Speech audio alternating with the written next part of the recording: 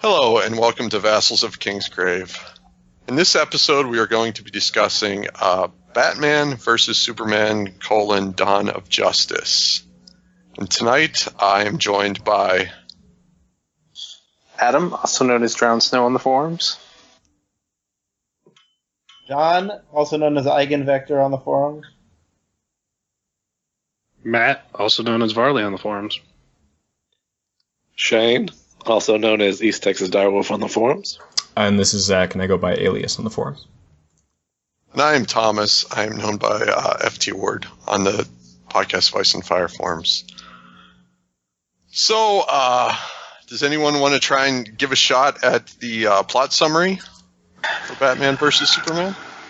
Good luck. Just like what basically happened, or like why some of the things happened. That'll probably why? be the deeper discussion. Reason. Yeah, if you can answer that why question, we're done. Yeah, like Lex Luthor's plot. Like, what is it, and does it ever change at some point? Is he just sort of like coming up with stuff, or did he plan all this from the beginning? Which I don't think he did, but I agree. How does he know the things he knows? Okay, yeah. So very basically, we have. It's almost 2 years since Zod came to Earth, right? And that's correct. We see that Batman's been getting a little bit more hardcore. There's a Batman, obviously, but in the last 2 years, he's just been brewing. After we see his headquarters, it's his charity, right? I believe it's not Wayne Tech. It's like a. It's Wayne Financial in Metropolis. It looks like to me, but yeah, it's like a subsidiary of his or something. That's my understanding. Yeah. If they had explained this maybe a little better at the beginning of the movie, it would have made sense, because we see him helicopter in, and then he drives his Jeep so that he can have it in all those Jeep commercials. Yeah, there are quite a few Chrysler products in this movie. Very interesting. And I'm just thinking, like, man, he got there real quick. And like we find out later, well, it's just right across the bay. I mean, Gotham and Metropolis are right next to each other. So, wish I had known that. When the fuck did that happen? Well, it's just like San Francisco and Oakland. Yeah, well, traditionally. But if I don't know, my thing is, like, if Superman is all taking care of Metropolis, and Gotham's like, hours away or hundreds of miles, that's like whatever. But if he can see it, like, from the Daily Planet, then how come he doesn't go fix stuff over there? Like, I don't understand. I don't think they've ever That's been. where the poor people live. Yeah. Plus, it's always raining there. It's kind of a pain in the ass to fly. He's like, they have that Batman, which it takes him kind of 2 years to notice. So, but anyway, so we get the death of Bruce's parents again, right? Which again, we didn't really need. Jesus Christ. Well, it was so it was just it was very Zack Snyder. Everything's slow mo, like the gun on the pearls, and just like, I mean, if you want a slow mo scene, the guy knows what he's doing. Let's just do plot quick, and then we'll break it down, because I think we'll probably have a lot to say. Can I ask a quick question though about something mentioned? So is Batman supposed to be retired at this point, like he is in the Dark Knight Returns? Is he like not active before he starts doing stuff in this movie? I think he's less active, maybe. I agree with that. Yeah, I think he's not as active, but I don't believe he's retired exactly. Okay. I think he's just in semi-retirement. All right. Yeah, that was my take as well. Yeah. Anyway, so we get all that, and then we get the scenes with the desert and saving Lois, and there's a whole plot to get kryptonite into the U.S., and he wants to do it legally, even though he's Lex Luthor. I was confused by that. Then he just ignores it and does it anyway. And then when he can't get it legally, he just does it anyway after getting access to everything else that he wants. I don't know. Yeah, Batman and Superman. Clark Kent and Bruce Wayne meet at some point. We see someone who we assume is Wonder Woman.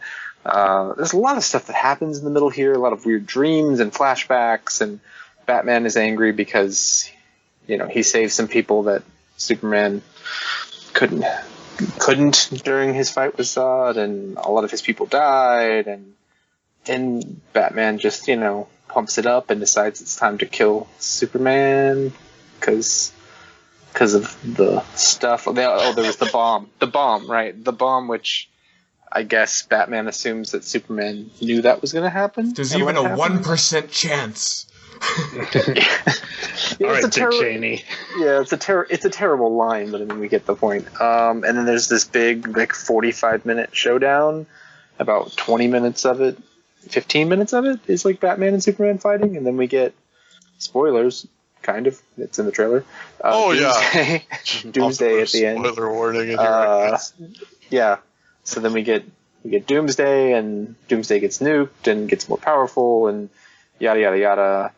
Superman overcomes kryptonite and kills Doomsday. The end. Well, he dies. The also. end. He dies. Yeah. Dies. Yeah, and the whole he never dawn really of dies, justice. right? And the whole reason they're fighting is because Batman wants to fight. Oh, but also because Lex Luthor somehow knows who everyone is and kidnapped Superman's mom, which was kind of out of left field, but okay.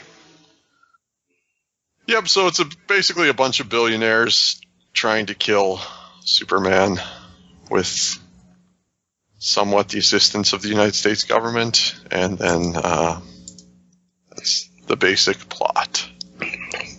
So why don't we go through, and if everyone wants to give it a rating, I've got Cherry Jolly Ranchers for lemon cakes and a mason jar of Granny's peach tea for a bowl of brown, if you are so inclined. So, Adam, how would you rate Batman v Superman? Oh man, what is the scale we're doing? About 2/3 of it, I would give like 4 Cherry Jolly Ranchers, and then like 1/3 of it, I would give like a jar and a half of that sweet tea. Yeah, I don't know. I think that's the best I can come up with for a rating. Very some of it some of it I really liked, but a lot of it I really didn't. So, what about you, Jonathan? I saw it again for a second time today in anticipation of this podcast, and I give it a solid 3 out of 4 in hindsight. When I came out of the movie initially, I gave it 2.5 out of 4. Go out of 5 here, just in. All right, if it's out of 5, if it's about a 3.75 and a 3.25 before I saw it a second time. So this is your second viewing. I liked it better. Okay. Excellent. Matt, what about you? Oh, God. Yeah, there's some good parts, and then there's some strange choices, and then there's some unwatchable parts. But I'd say like a 2 out of 5 Jolly Ranchers. I don't know. It wasn't as bad as I thought it was going to be. I'll give it that. Because I went in there with like piss poor expectations, and it was entertaining. You know, but there's just 30 minutes of that movie could be cut out immediately. Shane, how about you? I think if you asked me right after I saw it, I would have said 3. But now, like a week removed, the things that bothered me, which bothered me during the movie, just bother me even more and frustrate me even more the more I think about them. So now it's a 2 Jolly Ranchers out of 5. And Zach, what about you? I'd give it a 3. I enjoyed this movie. I thought that it was enjoyable. I think there were a lot of problems with it, and there were many scenes I did not like. There were good and bad scenes, and the biggest problem was that the biggest problem was the same thing as I think the problem was with Man of Steel, which was that it was very difficult to know like how all these scenes fit together. They felt very disoriented and discombobulated, and it's clear that there were some issues with what kind of story they wanted to tell here. I just wish that my favorite parts of the movie, the few scenes I did like, were not spoiled in the trailers I watched, such as Batman fighting in the warehouse. I feel like that kind of reduced my enjoyment a little bit. But yeah, I liked it. There are problems, but yeah, I didn't think it was a pile of garbage.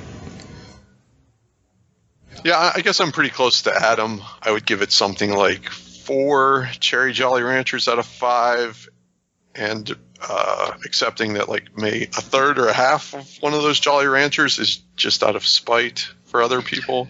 And then I'd also give it probably like a whole mason jar of Granny's peach tea, just because this was a movie that asks you to drink quite a bit of piss along the way. So. Oh man, and that scene. Oh. So why don't we maybe just go around and we've kind of talked a little bit about Man of Steel and Zack Snyder and our expectations going into Batman versus Superman. But does anyone want to kind of give their just general thoughts going into the movie, what their expectations were and their feelings towards I guess I should say this is the second movie now in the DC expanded cinematic universe after Man of Steel. So does anyone want to just give their general thoughts about Snyder, Man of Steel, and what their expectations were? Sure. This is John. I liked Snyder's Watchmen a lot more than most people did. I thought Sucker Punch was a total disaster, and Man of Steel, I liked the idea. I thought the last battle was 20 minutes too long, and if it had cut that out, I would have really liked that movie. So I had high expectations coming in. They weren't met, but I thought the critics were unfair. I mean, quite honestly, there are far worse movies than this that are out there, and I just don't quite get the hate on the critics. Well, let's keep in mind, I think a lot of people are looking at its score on Rotten Tomatoes and saying the critics hated this movie, but you have to keep in mind that Rotten Tomatoes is just a binary thing, where if it's even an average review, it'll be marked as rotten. So even if they gave it a mediocre score, not like a I hate this movie score, which a lot of reviewers did, it will get marked as rotten. So that's why it might look like it's been hated more than it actually was. I mean, it's the same thing with Metacritic scores and all that. When you aggregate scores like that, you try to boil them down to a number or a pass-fail. You're really taking away a lot of what the actual content was. I mean, I'll usually, if there's a movie I'm on the fence about, I'll read 3 or 4 reviews from, people who I'm familiar with, used to be Roger Ebert or, people like that. And then I can get an idea based on what they actually say, how they really felt about it, other than their thumbs up or their 3-star rating or whatever. And whether or not I would like it even if they didn't, or whether or not I would hate it if they loved it. You know what I mean? Yeah. As far as Man of Steel goes, I think that it suffered from a lot of the same problems as far as pacing and editing go, but I do think it had more going on thematically than this movie. This movie just had Batman, which was what made it cooler, but that's about it. It was pretty much more of a mess than Man of Steel in every other regard.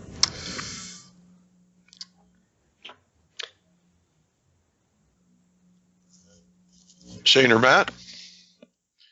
Like I said, I went in with super low expectations. I talked to Bina, and she had already said it was complete shit. So I was like, all right, whatever. So I was pleasantly surprised overall. Like you were saying, Zach, it's some of the stuff. It's why was it? What movie am I watching again? And then all of a sudden, this scene will come out of nowhere. The dream sequences. I don't know what those did for anyone. Confused people? Yeah, it confused me. I was like, okay, maybe there's an Easter egg in here or something that we're going to need to find out well, these are later. It's to comic material, right? Yeah, comic luminaries. There was an Easter egg in there. Yeah. Oh, there's a lot of great stuff in that dream sequence, but it totally doesn't fit where the movie's at, and there's no introduction for it. And I mean, I looked around in my theater and I was like, oh, this is kind of interesting, but I was looking for everyone else's reactions, and they were just like, what's happening? It'll be interesting. And then even when it was over. I think part of the problem with the dream sequence, people are saying this movie is 30 minutes too long or 20 minutes too long. I have a feeling it's either 20 minutes too long or 30 minutes too short. I agree. I think there's probably a lot of the director's cut that might make that make sense. Yeah. I hope, anyway. Well, but then you have Lord of the Rings, and a lot of people just aren't down for that type of movie anyway in lengths. Right. And that's probably where a lot. I mean, not really. But the movie will make more sense when it's put together correctly. Yeah, I definitely think they sort of split the difference and ended up confusing everybody instead of putting everything in there they needed to. They left references to things that aren't in the movie, and they either should have shortened it or lengthened it. And especially if you've shot stuff and you just don't want to lose it. And that happens all the time in filmmaking. You hear about directors that like, oh, well, there's this other scene that was right before that was really great that totally explained it, but we had to lose that 5 minutes. And you're like, well, no, you didn't. Because it kind of ruined the other scene. But yeah. Right. And I felt like a lot of the movie was just a commercial for a Justice League movie coming up. Or, you know, it's just like, oh, come on. Like, okay, that was so my problem. Are they going to do that same exposition in the next movie to like reintroduce all these characters that, you know, what do they call meta people, whatever? Metahumans. Yeah. Yeah. Yeah, I guess I thought that was much less than, say, in Age of Ultron, which I thought was obscene. I didn't, other than the kind of ridiculousness of Iron Man 2. Gal Gadot's opening these files on her computer, which Lex Luthor has in these cute little folders for some reason. With everyone's super logo, even though none of them wear costumes. Logo on them from the what? It's all kind of bizarre, but I didn't actually think the setup for Justice League was over the top, at least in my opinion. But I thought it was the worst part of the movie. That's my favorite part of the movie. Oh, really? I thought that everything to do, except for Wonder Woman, you could have cut everything out and been fine. And then come Justice League, you could have put all that stuff in or done it slightly differently to set these characters coming in later. I think you just didn't need it. Yeah, I disagree with that. I think part of the reason they were bringing in the metahuman factor is why Lex Luthor feared Superman, because he wasn't alone, and that humans may become extinct. I mean, that's basically. Well, but you could have left in that scene where he's talking about, oh, you're talking about the theory that there are people walking amongst us, yada yada yada, without having, you know, all of these, you know, little video clips and, you know, his little dossiers on everyone, and he knows who everyone's name is, and like you just didn't need any of that. Like Wonder Woman was enough because you had about 30 minutes of her. You have a picture of her that's 100 years old. She shows up in the movie. Like, that's enough. And this Lex Luthor isn't, you know, like completely pro-human and anti-alien and everything, because apparently he's an either herald or acolyte or something of Darkseid, or he's at least in communication with it. What's up with that? Which is contrary to Lex Luthor's whole character. Yeah. Yeah, that part of it was very confusing. Well, but couldn't it end up that he just through the course of taking over the Kryptonian ship, that he somehow he just discovered that, like, while he was creating Doomsday? That's the implication. And then he finds it funny now or something? I don't know. Then what was his whole plan from the beginning? I mean, it doesn't make sense either way. Maybe that's what broke him and made him crazy or crazier, and he's just like, we're all doomed anyway because Darkseid's coming. It doesn't make any sense. Yeah, I think his plan originally was to kill Superman or have Batman kill Superman for him, one or the other, right? That was probably it, right? Like, yeah. Why did he create Doomsday? Why did he create Doomsday? Because Batman failed. Yeah, because I think he lost the kryptonite there, right?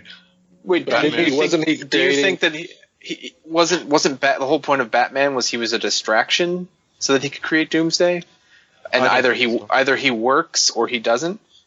Well, because the whole thing is that he needs to power that ship up, and it took the city's power. So if Superman's not already busy doing something else, then he's gonna come take care of you. So maybe he just needed half an hour to do the process. So what was Lex Luthor going to do if Doomsday killed Batman and Superman? And you got this monster going crazy all over the place. Was he thinking he could control it? I don't know that we don't know that he doesn't have a plan to control it. It's certainly not explained in the movie, but I would assume that he has a fail-safe. Well, the only thing is that he uses his own blood to do the thing, right? So the implication there is that he has some kind of connection to Doomsday. I don't know if that means he could control it or that he could, like, get it under control after it kills Superman, but I guess the idea is that it won't just kill him. Maybe that he's got an off switch. Yeah, I think he has a silver bullet, but I mean that's not explained in the movie. My thought is that he lets it kill Superman, then he kills it, then he's a hero. But that's certainly not. Hasn't that happened with Luthor in the comics before, though, where he creates something or he empowers somebody, and he thinks he's such a genius and it's under his control, and he completely loses control. Sure, for such a smart guy, it happens a lot. I mean, in the comics, occasionally he's created Bizarro. He's created Superboy sometimes, depending on the Superboy. But he does create these kind of clones, which he theoretically has control over. Again, it's not explained in the movie. I think it's a valid criticism. On second viewing today, I actually got the impression that the Doomsday was not fully activated until Superman showed up at the ship. Yeah. After fighting Batman, and he had failed, and then he pretty much hit the switch to activate Doomsday. I thought it was more of like a timer thing. Like it just takes so long to bake in the oven, and he just happened to get there right when it was done. No, because he had that kitchen timer, right? That was the whole little joke. Yeah, that's on. The kitchen timer was to how much time he had before he was going to kill Martha.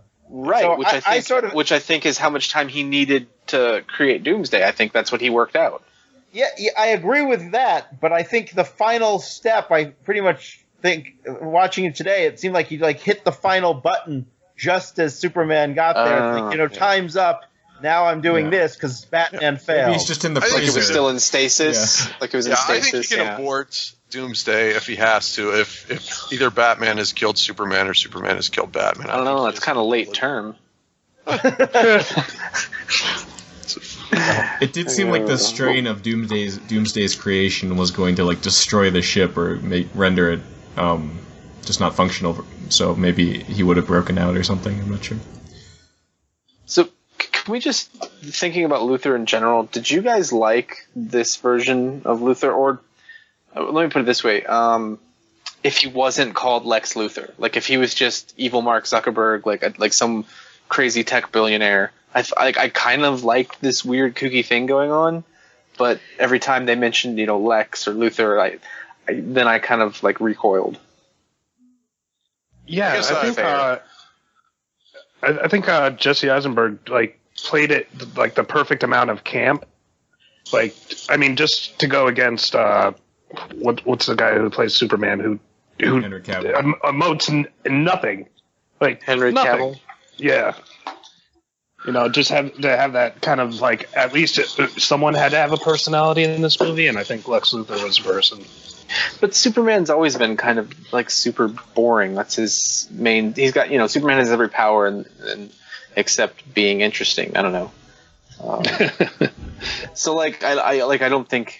I think you're right. I think Henry Cavill's kind of his portrayal wasn't great. He doesn't seem to be the best at performance. Well, I don't think it's. Then again, I'm that's Superman.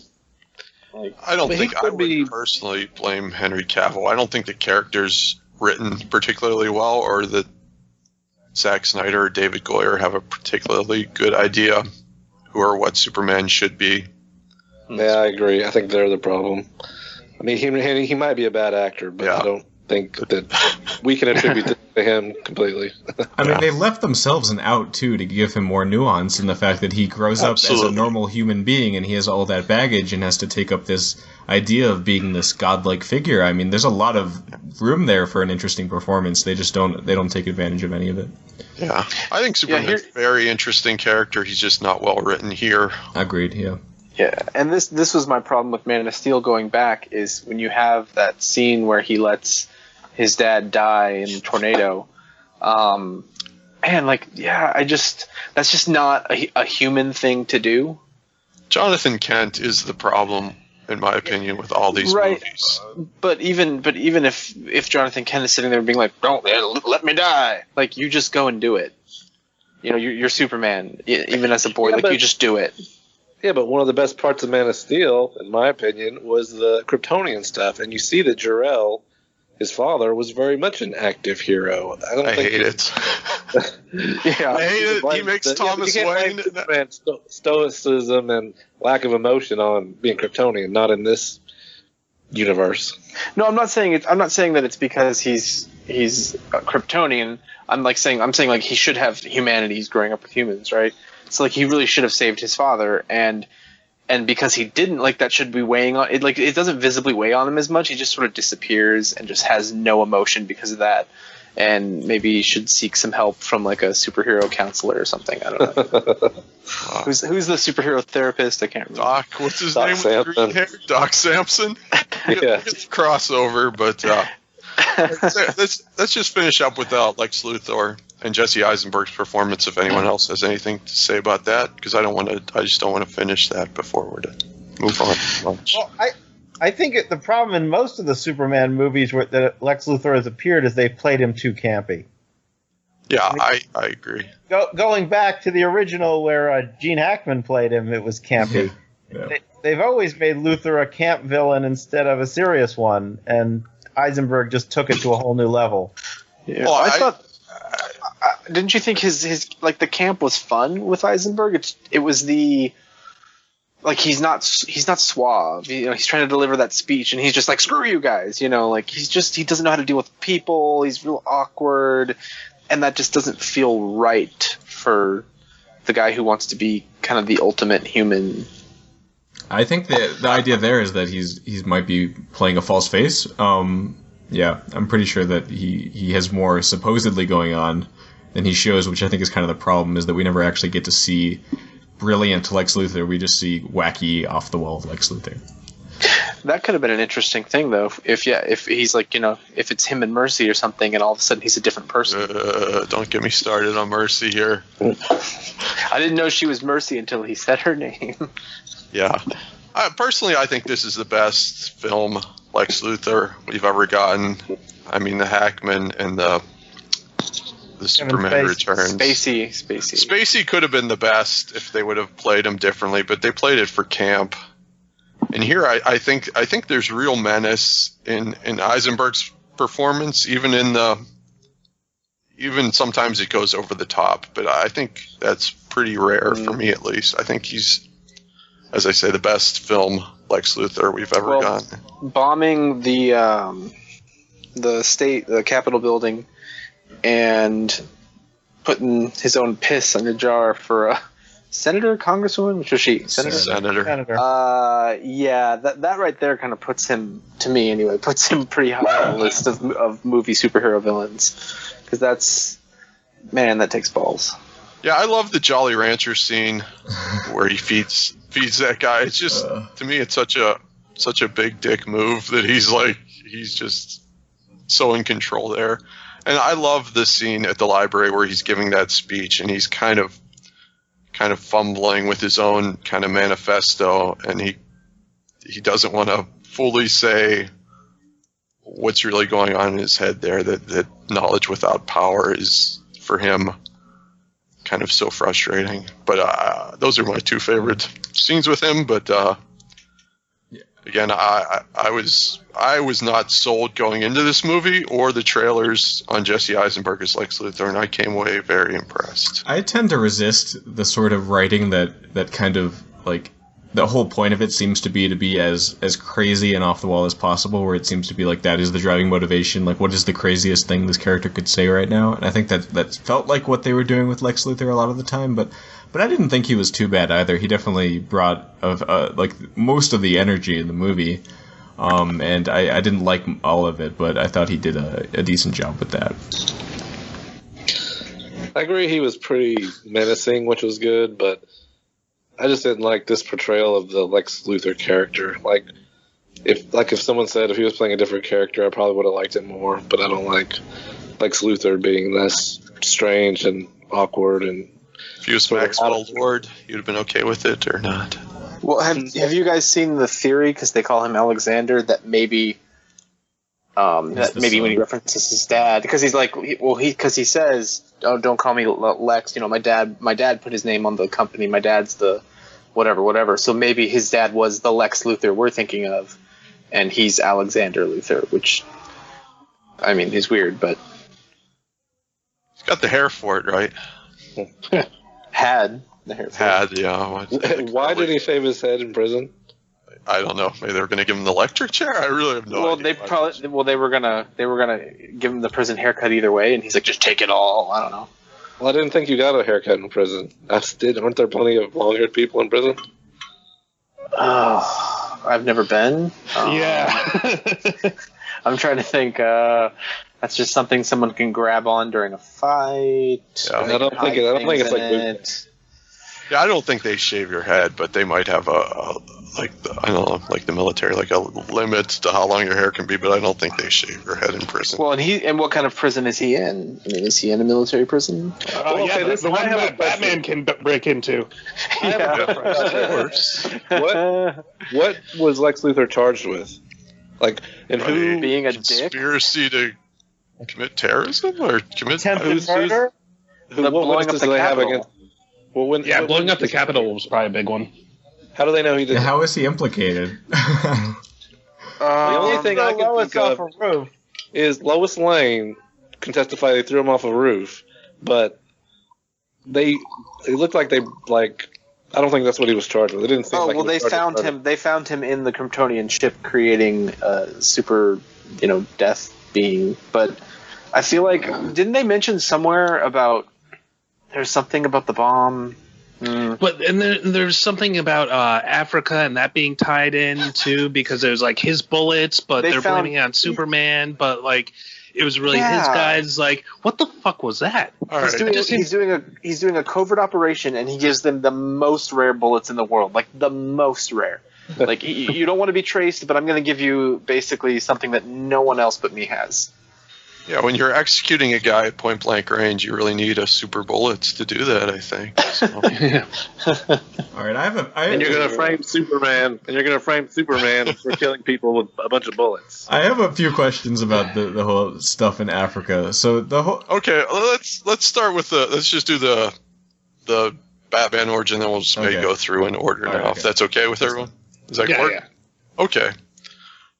So we, as we alluded to, we start with Zack Snyder's version of Batman's origin story, which turns out to be our first dream sequence of the movie. And I just want to say, I personally hated. The only thing I liked about it, I guess, is Thomas Wayne has a mustache. Well, he looked just like Joe Chill, though. I couldn't tell the difference between the characters. Oh, Joe Chill didn't have a mustache in this, did he? Yeah, he did. Joe Chill was. He so did. Maybe it wasn't black, though. If you're right, you're right. I thought Joe Chill was pretty great. I guess that's the only thing I did like about the origin story. But also, he said he's older than his father ever would be. His father looks 60. No, his father was 35, according to the Tombstone. I think 35 sounds right to me. Yeah. But he looked maybe like early 40s. Yeah, he looked older than. Didn't he have kind of salt and pepper going there? Like, yep. I don't know. It was the 80s. I was doing coke and smoking and shit, so. Not Thomas Wayne. Well, in this universe, though, yeah, actually, definitely. So my favorite part of the beginning was that it was Excalibur that was coming out, and being that the end of Excalibur basically ended the same way as this movie, I just think that's really neat. Yeah, at least Zack Snyder likes good movies. Well, but the ending was Mordred and Arthur basically locked in an embrace, stabbing each other with spears. This basically ended the same way. I just thought that was sort of interesting. And is Doomsday Superman's son? What? Well, they're both Kryptonian. He just has daddy issues. Yeah. Superman is the once and future king, so it works. Anyone else have thoughts on the Batman origin? We get a voiceover. Regardless of the fact that at the end where he's flying up with the bats and he's like, in my dreams, the bats or whatever, it's still not clear that's like a dream sequence, but I guess... Oh, it's clear when he starts I guess hovering. It is. I hope when he starts hovering in the air. Well, no, but I mean, like, everything is so earnest, like the death scene and all that, and then he's hovering in the air, and I'm just like, are you shitting me? And then he's like, in my dreams, the bats, and I make myself... And you're like, well, but... And was he talking to Alfred? Who was he talking to? You should have done something visually to make that more distinct from the rest of that scene. Because it's just not right. It looks so bad. Yeah, so everything in the scene could be misremembered because it is a dream sequence. So I guess we don't really know what happened, kind of like the Tower of Joy. Oh no. Somehow I doubt that Joe Chill actually wrapped his gun in her pearl necklace and like did that. Yeah. Like slow-mo, like, hey lady, let me get this necklace right on the slide of my boom. Like, so go ahead. Oh, I was going to say, did we just really need another origin story? Like, Gotham is currently on TV. Like, there's an actual, like, television series talking about the origin no one's watching. story. No one's watching that. Come on, man. I haven't seen it for a while. But, I mean, we all know it, but you know, Tim Burton got his chance, and then Nolan got his chance. So, do you think Snyder's like, I still want a chance? Yeah, they just want to do that scene. It was pretty quick, I guess. If it hadn't been slow-mo, like, which made it kind of excruciating, and if it hadn't been like 30 seconds of bats flying him up into the sky and then being like, this is kind of a dream, by the way. Also, if they hadn't gone back to it again, it would have been okay. Later, if they hadn't flashed back to it at a different point in the movie. Yeah. Yeah, do you think Ben Affleck will do, when he does his solo movies, do you think he will do the origin story one more time? Just completely different. Yeah. Unless the movie has something to do with his parents getting killed and he's remembering it. But he can go to the grave and leave flowers. I mean, that would have been fine for this movie, too. Yeah. He leaves flowers in Crime Alley, which is, it's not in an alley in this version either. I think it's just right in the middle of the road, but... I couldn't tell. But it's Maggie from The Walking Dead, is his mom. Yeah, I thought she was way too young, but I guess she is like 35 in real life. I always thought she was younger than that. Oh, is she? Oh, I totally did not even notice that. Yeah, Martha. All right. Martha. Okay, so then the next scene is it Metropolis during which again we alluded to during Zod and we open with that scene actually. Then we go to the dream. Okay, yeah, the helicopter drops him off, and then some really cool driving while the city's being blown up. Love that. I'm sorry, I loved everything to do with Batman in this movie. Even as unrealistic as it was that he was dodging whole buildings. Yeah, this first sequence was pretty excellent. I thought it made Man of Steel better just by its inclusion. So true. Yeah, it was good. I guess I didn't love it, but I can see what you guys are saying. It was pretty good. And we get the Scoot McNairy character, who will figure prominently. Is he from the comics? I don't recognize Wally, the security guard. I do not know if he is. Not that I remember. Yeah, Shane, you have anything on Wally? Okay, just they put it in such obscure things, and I don't know. Okay, and then we go to Africa, which is where things continue to kind of go off the rails, I think. We introduce Superman, and then things get... So a couple of questions immediately. First of all, why did the terrorists in Africa let those Lex Luthor goons hang out, only to get murdered by them? And also, what did Superman do to kill people? It just looked like he fell from the sky and killed the one guy. Like, why did he murder a whole village? Why did he need to? He didn't, obviously. With a gun. Well, but here's the deal, and it doesn't get explained very well. But I think what we're supposed to believe... that lady comes and testifies, and my guess is that either she's paid off, or, Lex Luthor and his little band staged something well. Like, I don't know. It just seems like maybe she was out in the field, she sees Superman come down, she comes back and everyone's dead, and is like, Superman did it. Especially because all of the contractors there are working with these people. So, I mean, they didn't explain how that got set up, but I'm guessing they just showed up and were like, we represent someone who believes in your cause. Yeah. And here's a bunch of weapons, and I guess you're not going to say no to that. That is that those guys killed a bunch of civilians. Then I guess that those guys. I believe so. So, Jonathan, in the second viewing, did you get this woman's testimony kind of any clearer than the first viewing? Go ahead. I actually think I did. I think what she was saying was the terrorists. I still don't understand what the Luthor goons were doing, but the terrorists. Hanging out.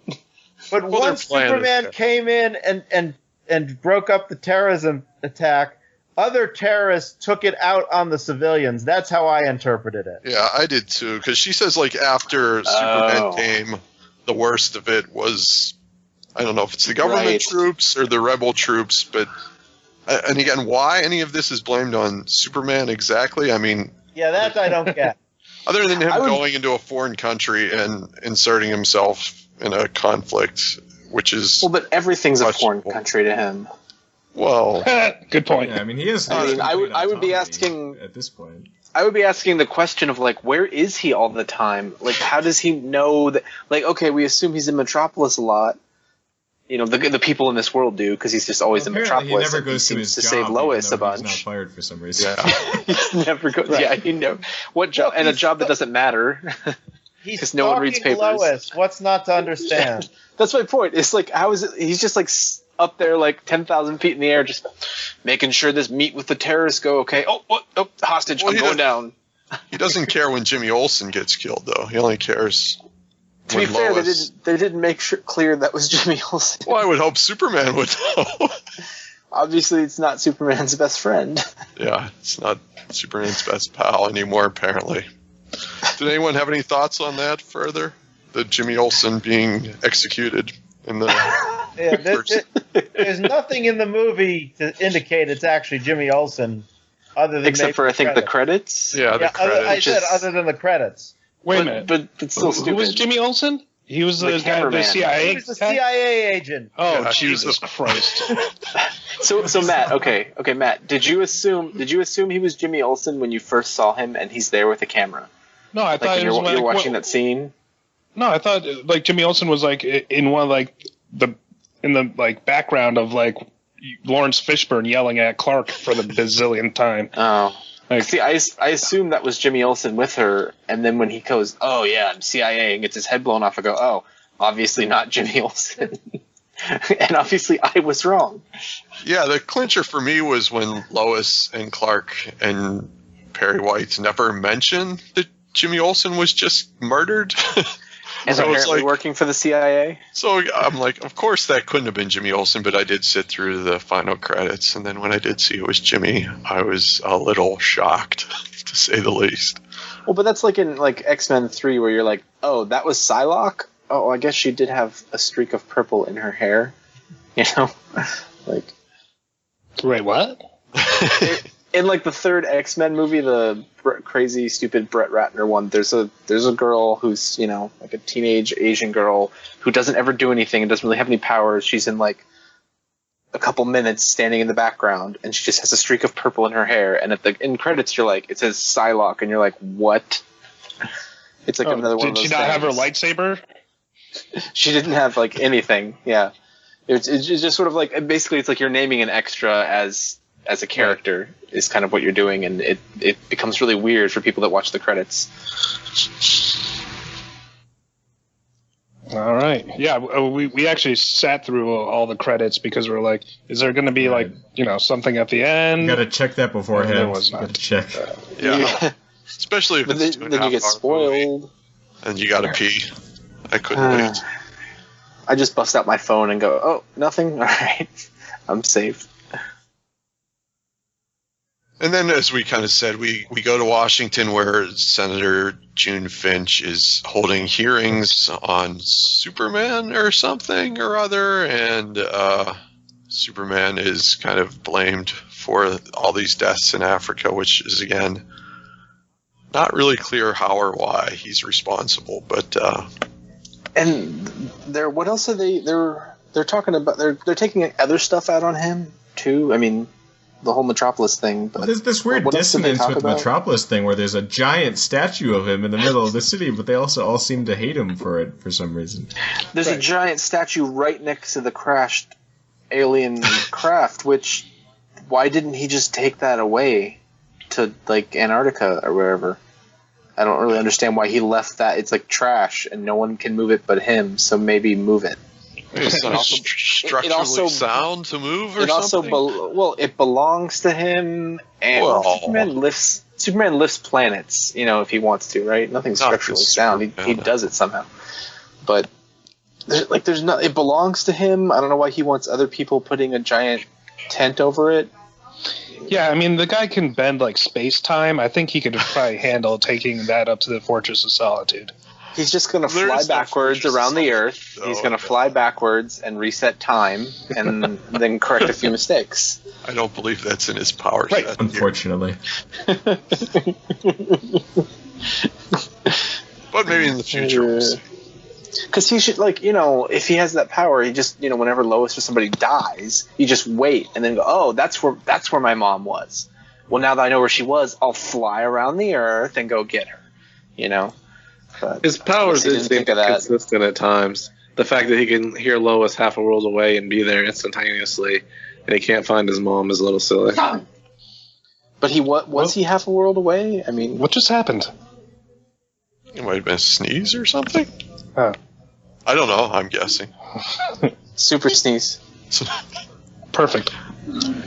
Yeah, I don't, and that's what was like really suspending my disbelief with the whole fight thing. It was like, wait a minute, how is he not like? I was hoping like the armor would be kryptonite infused or something, so he like couldn't like. I don't understand how he didn't just crunch back. I mean, he was Well, but he pulling was- his punches. He had to have been pulling his punches. He was pulling his punches, yeah, because he wanted his help. Exactly, yeah. But I think that it would have made sense too if Batman had put on like some kryptonite, gauntlets or something. Right. Yeah. But But it's his powers inconsistent. are inconsistent. Yeah. So think about how he doesn't spot the bomb and he gives himself shit for it. He's like, I should have known. I just wasn't paying attention. And that to me that actually kind of humanizes him because he's the guy who he walks into every room, he spots every danger, and there's this dude in a wheelchair has a bomb in it, and he could have been like, that looks suspicious. Let me just X-ray everything, but he didn't because he was just like, I'm just gonna show up and talk to these guys, and it was kind of like he was mad at himself because he was a little lazy using his powers. I think he doesn't want to look at him. I mean, if there's someone there that he feels at least partially responsible for crippling this guy, then maybe he just...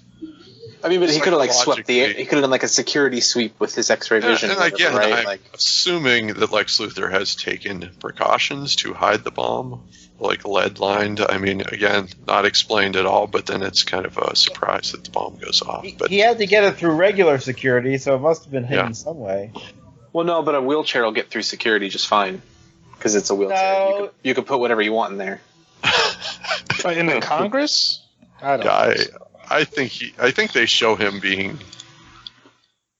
getting through security in the background of Soledad O'Brien or someone. But they knew the bomb was in the wheelchair pretty quick after it blew up. Well, I Yeah. think because you can tell where an explosion starts from, and like they have video, and they knew where he was in the courthrooom. And Superman they put was Superman- there. Superman's two- an eyewitness. They put two and two together. The bomb, and yeah, I didn't. Did you guys see the bomb thing coming until like the moment before? There's didn't- kind of a moment on Mercy's face where I think she realizes what's going on. I think you can kind of tell from that. Wait, did she get out? No, she died. Lex Luthor Hell? kills, which might be my least favorite part of the. He kills her right after he names her. Yeah. Problem is, like, that felt like that was the whole point of her character, was to just kill her at this scene. Like, it didn't feel like there was anything else going on. Okay, I thought. Really, I thought she was going to be like a badass bodyguard. Like, Yeah. She was talking to Bruce Wayne when he was trying to plant that fucking encryption device or whatever that encrypts like Yeah, I mean, that whole big database in like no time. It's like, what's Apple 7 bitching about? minutes. Like, come Well, on. then why can't she just be a random assistant then? Why name her? But also, I don't know. I must have missed it because I thought she noticed he wasn't there and noticed something was up and Yeah. like left. No, she does not leave. Because that would have been another moment of like, oh, Lex is a dick, but she's smart enough to see what was going on. Well, I think she does figure it out, but there's just no time. I don't. At least that's my opinion. Again, that's headcanon, maybe. So then we get into the plot of Bruce Wayne kind of tracking the white Portuguese, which turns out to be Lex Luthor's attempt, as we kind of mentioned earlier, to import a giant piece of kryptonite into the United States from where the World Engine... From the Indian Ocean, which we see some poor little child laborers find. I did like that. Not anymore. He's probably pretty wealthy now. No, that dude probably gave him a Snickers bar and left. Yeah, somebody made a lot of money off of it. The kids did. I'm curious though. That's another thing is, like, it seemed like Batman had been tracking this white Portuguese thing for a while, and how did he get onto that in the first place? Especially if Luthor was... He's the world's greatest detective. He was trying to import it. Like, why did he think this was... It was like Luthor... That goes without saying. Yeah. Did he think it was Luthor to begin with? Or was he just, like, I don't know. Yes. It seems to me he's aware the whole time. Like, when he tells Alfred that they're smuggling a dirty bomb into Gotham, he's lying, right? I think he's fully aware that it's kryptonite. Yeah, that he's tracking this kryptonite into the country. But why he needs this elaborate plan to download Lex's servers to Google search white Portuguese? Kind of strange to me. He's the world's greatest detective, but he can't figure out that it's Lex Luthor sending him hate mail. Yeah. And Lex is the only one that knows that kryptonite's even a weakness, right? I mean, Batman figures it out probably, but, well, it seems the only reason that he knows is because they had a little bit and they used it on the Zod corpse and were able to, cut it open and do stuff, right? Why did they have the idea to do that? Well, they just happened to find... He was explaining it to... When he was explaining his need for the rock and to import it or something, They had something saying that it broke down the tissue or whatever, right? But they only had a little bit and they needed more. I guess they just found it with the wreckage in Metropolis. Yeah, there's some in Metropolis as well, but that's not public knowledge, right? No, I don't believe so. But I think you would experiment with like an alien element or they were just testing everything. I think that was the whole point of the tent on the ship, is that they were like running a bunch of tests and everything. Yeah. Right. Well, they made it into a clean room, like a clean space, because he has to go through decontamination, and that's one of the shots. But I think he's the first one to actually get far inside with Zod's fingerprints. Right. I think the government. And no one's opened it. Correct. Yeah, I think the government's working in and around the outside and some, but I think Luthor eventually, after he makes the deal with the senator, I guess he's another senator. I don't know what his name is. Like the Kryptonians, maybe someone from DOD. I feel like the Kryptonians would have transcended kryptonite scanner or eye scanners or whatever, fingerprint scanners at this point. Yeah, that's what I was thinking too. Don't they have those chips or whatever? There's like... It would have been like, it's a DNA scanner, and it's like, these are clearly just fingertips on someone else's hands. But he's the world's greatest scientist. Sure, I can suspend disbelief on that, right? Yeah. Like, whatever. Yeah, I wish he had access to Zod's body before he asked to have Zod's body. He had done some experimentation with it. Right? It seems that way, yeah. Before he gets full.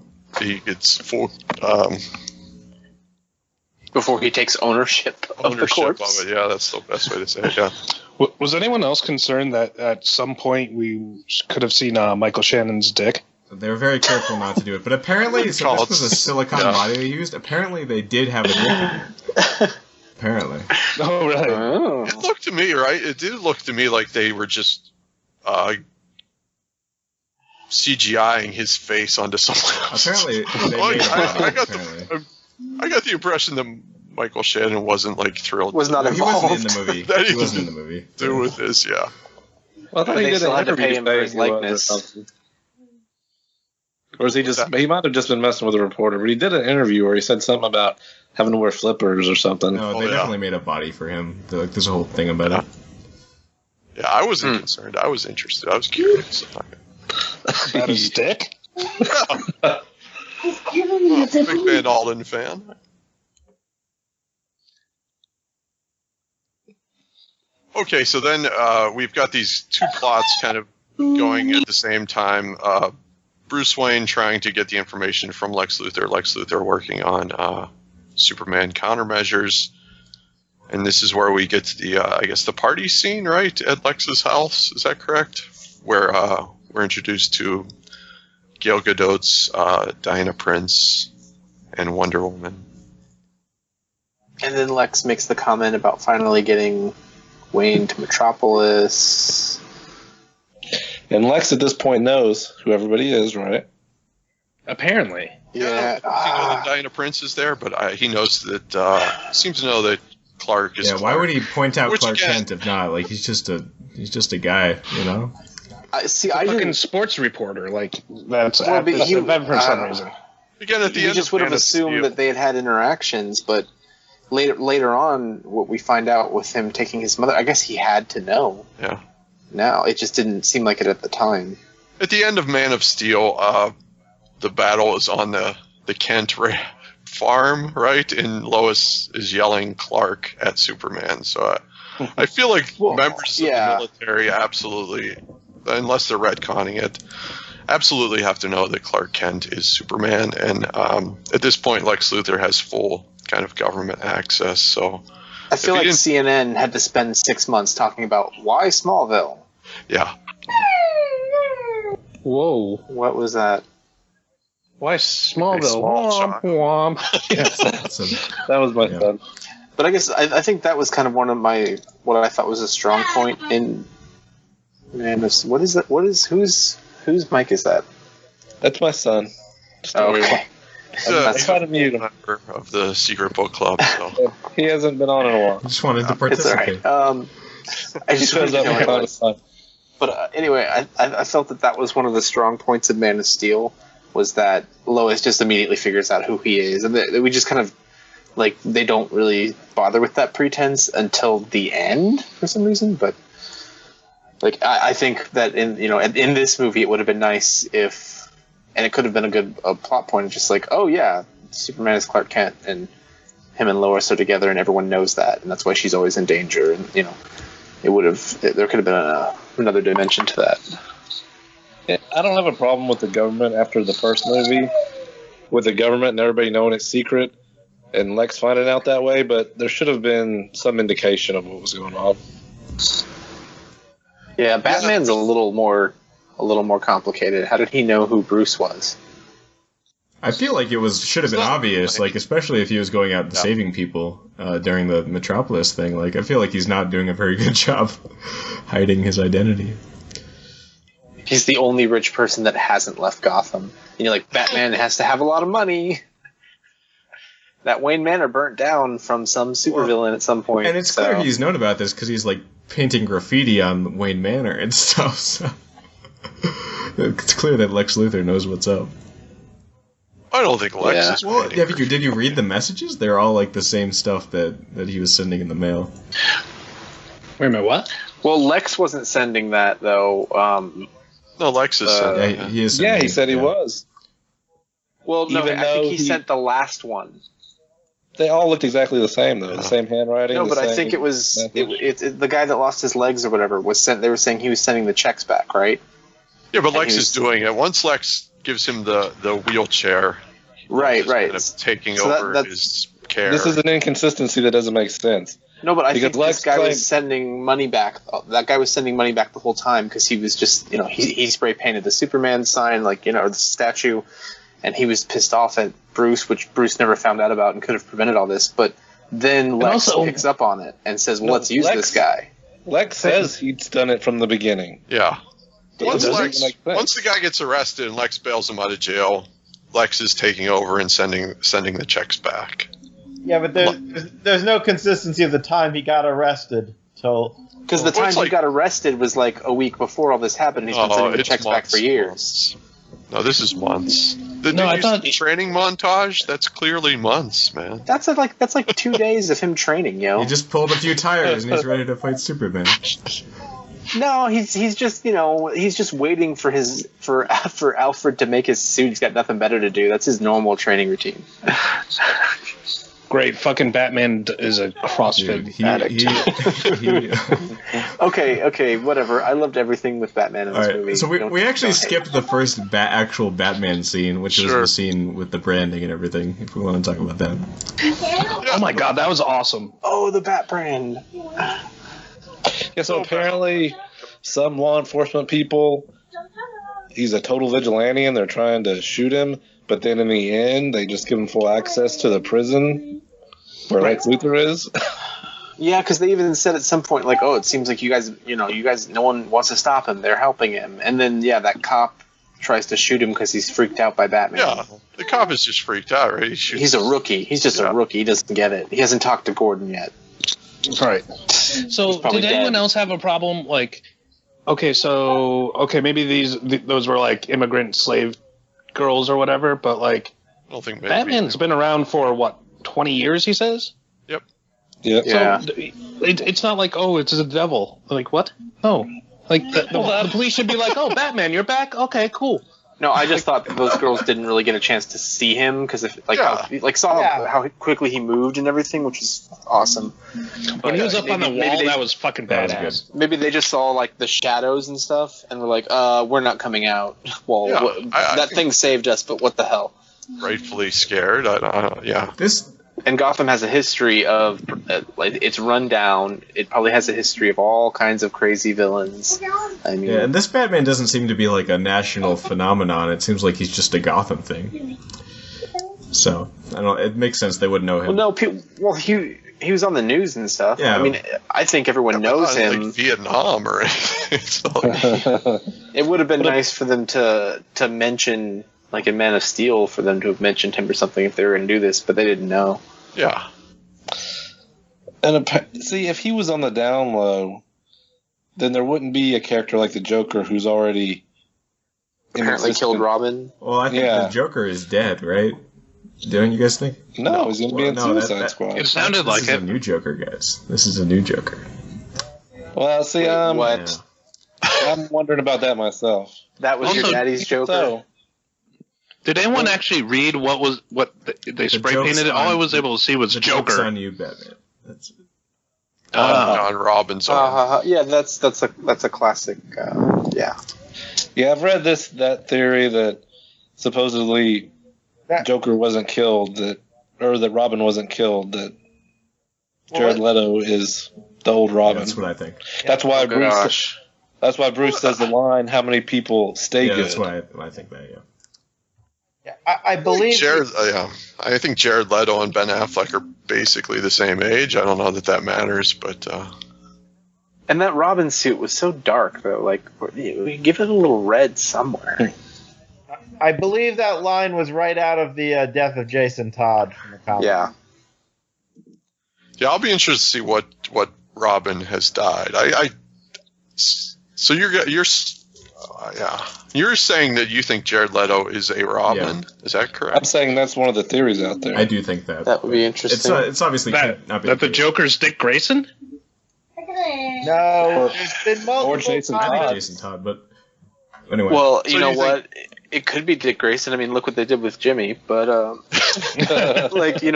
Luthor's actually Alex Luthor. The Joker is Robin. Well, Luthor's Batman name's always Alexander. I don't know. He just goes by Lex. Well, but I mean, like the son is what I mean. It just doesn't make sense to me that Batman would have gone into retirement if Joker was still around. You know? Well, I don't think he really went into retirement. I think what happened was you see he's got his the mansion's burnt down. He didn't bother to rebuild it, and that might be just, I don't know, out of necessity, because the city looks like it's gone to hell. They're saying that the whole, the harbor district was abandoned. You saw how, stuff was flooded, and it looked like a war zone before their fight in some areas. I think we'll get the story behind the harbor. So it's quite possible that he wasn't really retired. There just hasn't been much going on because the city's just completely gone to shit. I could be wrong, but and most of the people have left. There's also the line about having a history of people dressed up like clowns, and like the implication of history seems like it's over, that it was a past tense thing. So I don't know. Yeah. Well, that could be prison. That could be he's been locked up for 10 years. Well, I could see, I got the same impression, Zach.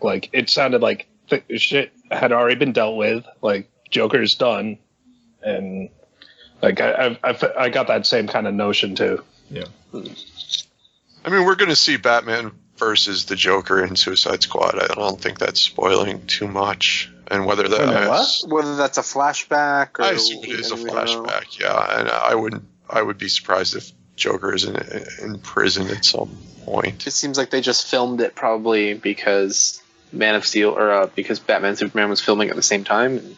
So do you think that if that's a flashback, do you think we are going to get a present tense Joker in Suicide Squad still? Okay. Yes. Or I was thinking it could just isn't be that like like the isn't their mission like to rescue the Joker or something? Isn't that what it's billed as in the movie? Why would they do that? They're working for the government. Why would they rescue Joker? I thought for some reason, I don't know. I thought I remember something saying like their job was to it was to find the Joker or rescue the Joker or something to do with the Joker was their mission. That would maybe find him, but yeah, I don't rescue him. That doesn't make sense. Well, I mean, if he was, but rescue, you can put quotation fingers on that. I mean, let's say he's been broken out from prison by a terrorist organization, and we're going to go rescue him from the terrorists and put him back in jail, with criminals. Yeah, I don't know. That's getting a little far afield, but I think we will see a present day Joker. That would be my assumption. I'm probably wrong, but I think we'll see a present day Joker. Yeah, we'll see. I'm really looking forward to that one. I think it's going to be good. Yeah, I have very high hopes. I did read that they're doing a lot of reshoots. We're doing some reshoots for that because apparently the tone that everybody liked about that with the jokes and the funny was everything was in the trailer. So now they're trying to add more stuff to it, so it won't be as serious and dour as these two Superman movies. Yeah, that's slightly concerning, but I'm going to hope for the best. That's the best way to be disappointed, I found. Still. No, just assume the worst, and then everything else is gravy. That's what I did. Right? That's what I did with this movie, and it turned out okay, so I should probably do that more. Yeah, me too. So, all right, anything? Go ahead. I was just trying to bring us back around to those opening scenes with Batman. How awesome was Jeremy Irons? Oh, he was great. I think he was probably like the best part of this movie. My second favorite part of the movie. Good. I would have liked one conversation about like Batman's degrading morality, because that's like kind of what Alfred is, but he had lots of good ones. They had that conversation. They had that 15 discussion. They had a section of it. A little bit. Jeremy Irons kind of calls him on the carpet, right, for the branding, and Batman shuts him down. He says, "We've always been criminals. Don't kid yourself." Yeah. Again, get me another bottle of wine. It's not really a sufficient conversation, I don't think, but it's at least lip service to, I think, that having that conversation. And I did like his little to himself things, like about Bruce not getting a child or a girlfriend or anything. So he's totally going to have a kid with Wonder Woman by the end of this, right? Oh, God. What a good-looking kid that would be. Yeah, hopefully maybe there's a Damian Wayne floating around somewhere that Alfred doesn't know. But yeah, I think I would argue, like I said with Lex Luthor, I think Jeremy Irons' Alfred is probably the best on screen. I guess that's a lot more debatable, but the best on screen Alfred we've ever had. Ooh, I like the original Batman. Oh my God. I thought he was okay in the first movie, and then it just... Oh, then it became ridiculous. Dude was like 110 years old. Yeah. He was awesome. I don't like Gotham, but I like the Alfred in Gotham. He's good too. I thought he was better than Michael Caine, at least. I didn't think Michael Caine was bad, but I think he was better. Yeah, I didn't either, but... Okay, anyway, we want to talk about Wonder Woman, or... Wonder Woman. Well, I missed the joke. I talked over it. I was just saying, Wonder Woman was my favorite part of the movie. I thought she was great. Are you kidding me? I could hear the collective boners in the crowd when she showed up for the final fight. Well, what did you guys what did you guys think of her music? I loved it. The music was great. Really? I didn't. And that's Junkie XL or whatever, right? Yeah, it's Hans Zimmer and Junkie XL, which apparently Junkie XL is a middle-aged white guy. Is that correct? Or am I incorrect? Yeah, who did the Mad Max soundtrack? Yeah, I thought the Lex Luthor theme and the Wonder Woman theme were exceptionally good. Yeah, I thought they were strong. It was exciting, but it didn't feel right to me. I don't know. Felt right in my pants. Yeah, that's fair. Well, you were in the middle of that. You were in the middle of that scene. And I don't know. That whole ending sequence was like both fun and crazy, and a little bit what's going on. And I don't know. Where'd she get her lasso from? She just has it. Her suitcase. From the alternate dimension where she keeps all her stuff. Yeah. She was in her invisible plane? Yeah, she I was gonna just say, getting on a plane, right? Yeah, I have less issue with the sword and shield, right? Then a lasso should be easy, but she's carrying a sword and shield. Yeah, that is a little. You can't. That's not a carry-on, and you gotta explain that when you get on the plane. This ad for Turkish Airlines doesn't do much for their security. I mean, even if you're checking that, you have to declare it. I don't know. Now, was this the sword that they were talking about at Lex Luthor's party? The same sword? My favorite scene. Was that? I don't believe so. No, I don't think so. Okay.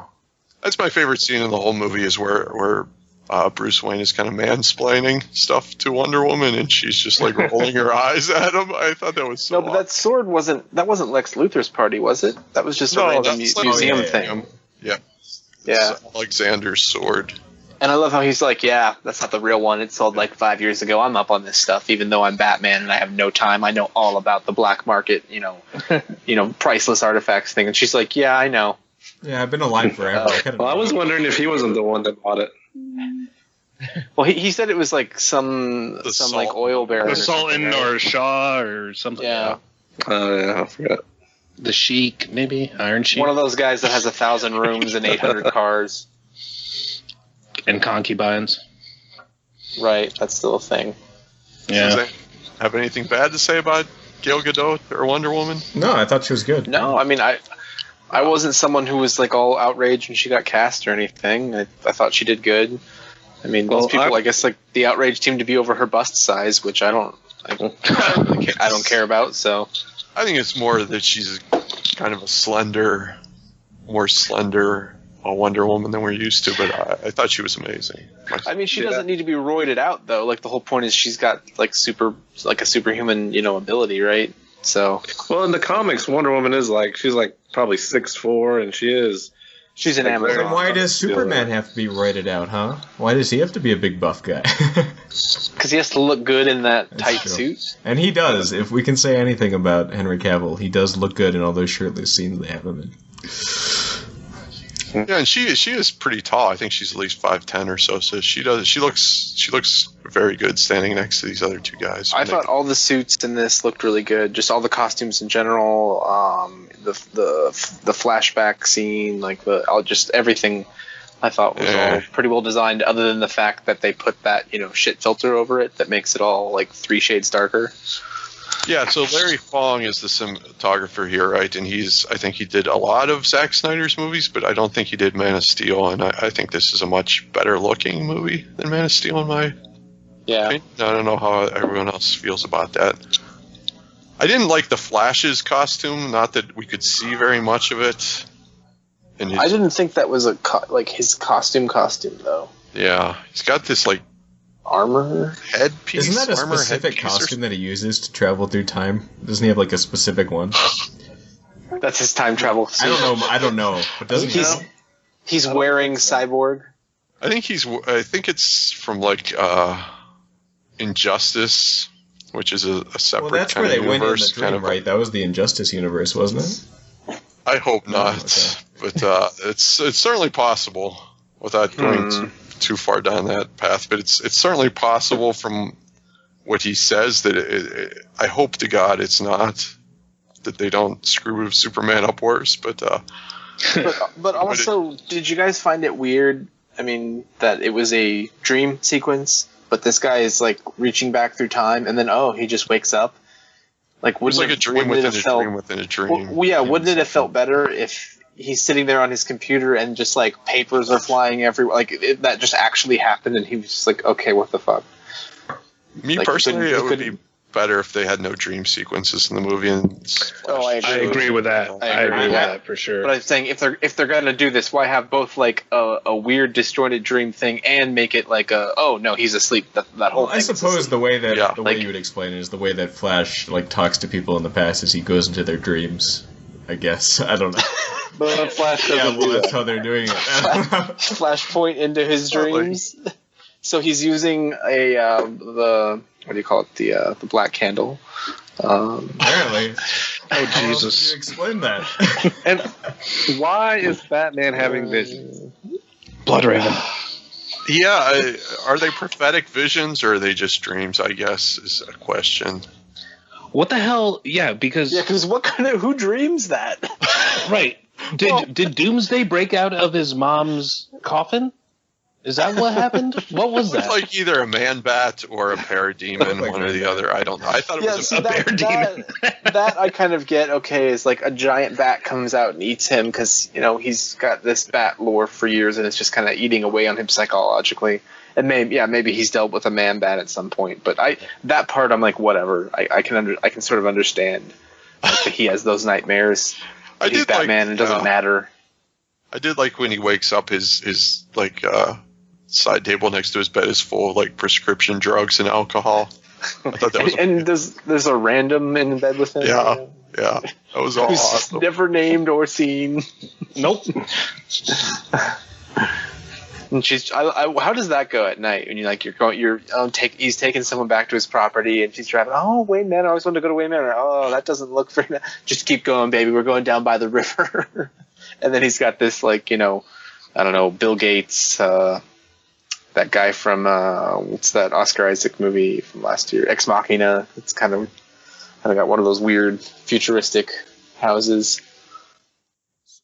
Yeah, I wish they would have had a scene where Alfred would have had to seen her out, get her cab fare or something. This movie needs Yeah. to be longer. Yeah, I personally, I'm Well, psyched if you for the cut out plus all the 30 BS minutes. Yeah. stuff, I mean, you could have fit in a few boil extra it down, the scenes. fundamental problem is that they were trying to do too many different things. If it had just been a Batman versus Superman story, they could have done a lot more to flesh out Batman and flesh out Superman, but that wasn't what the movie was, unfortunately.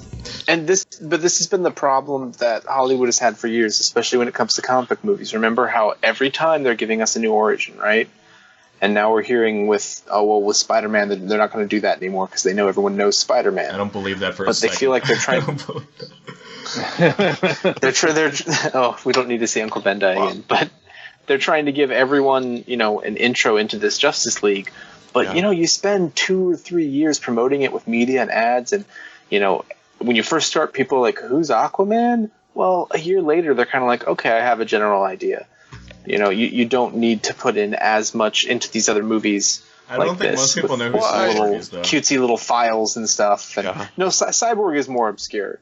But again, think the problem here- his own movie can introduce him really easily. I think the problem here is kind of unique that DC is kind of obviously playing catch up to Marvel, and they need to. Whereas Marvel kind of took its time with the individual movies beforehand, Warner Brothers kind of wants to jump right ahead to the billion-dollar movies, so they're forcing Justice League to be the third movie in this universe.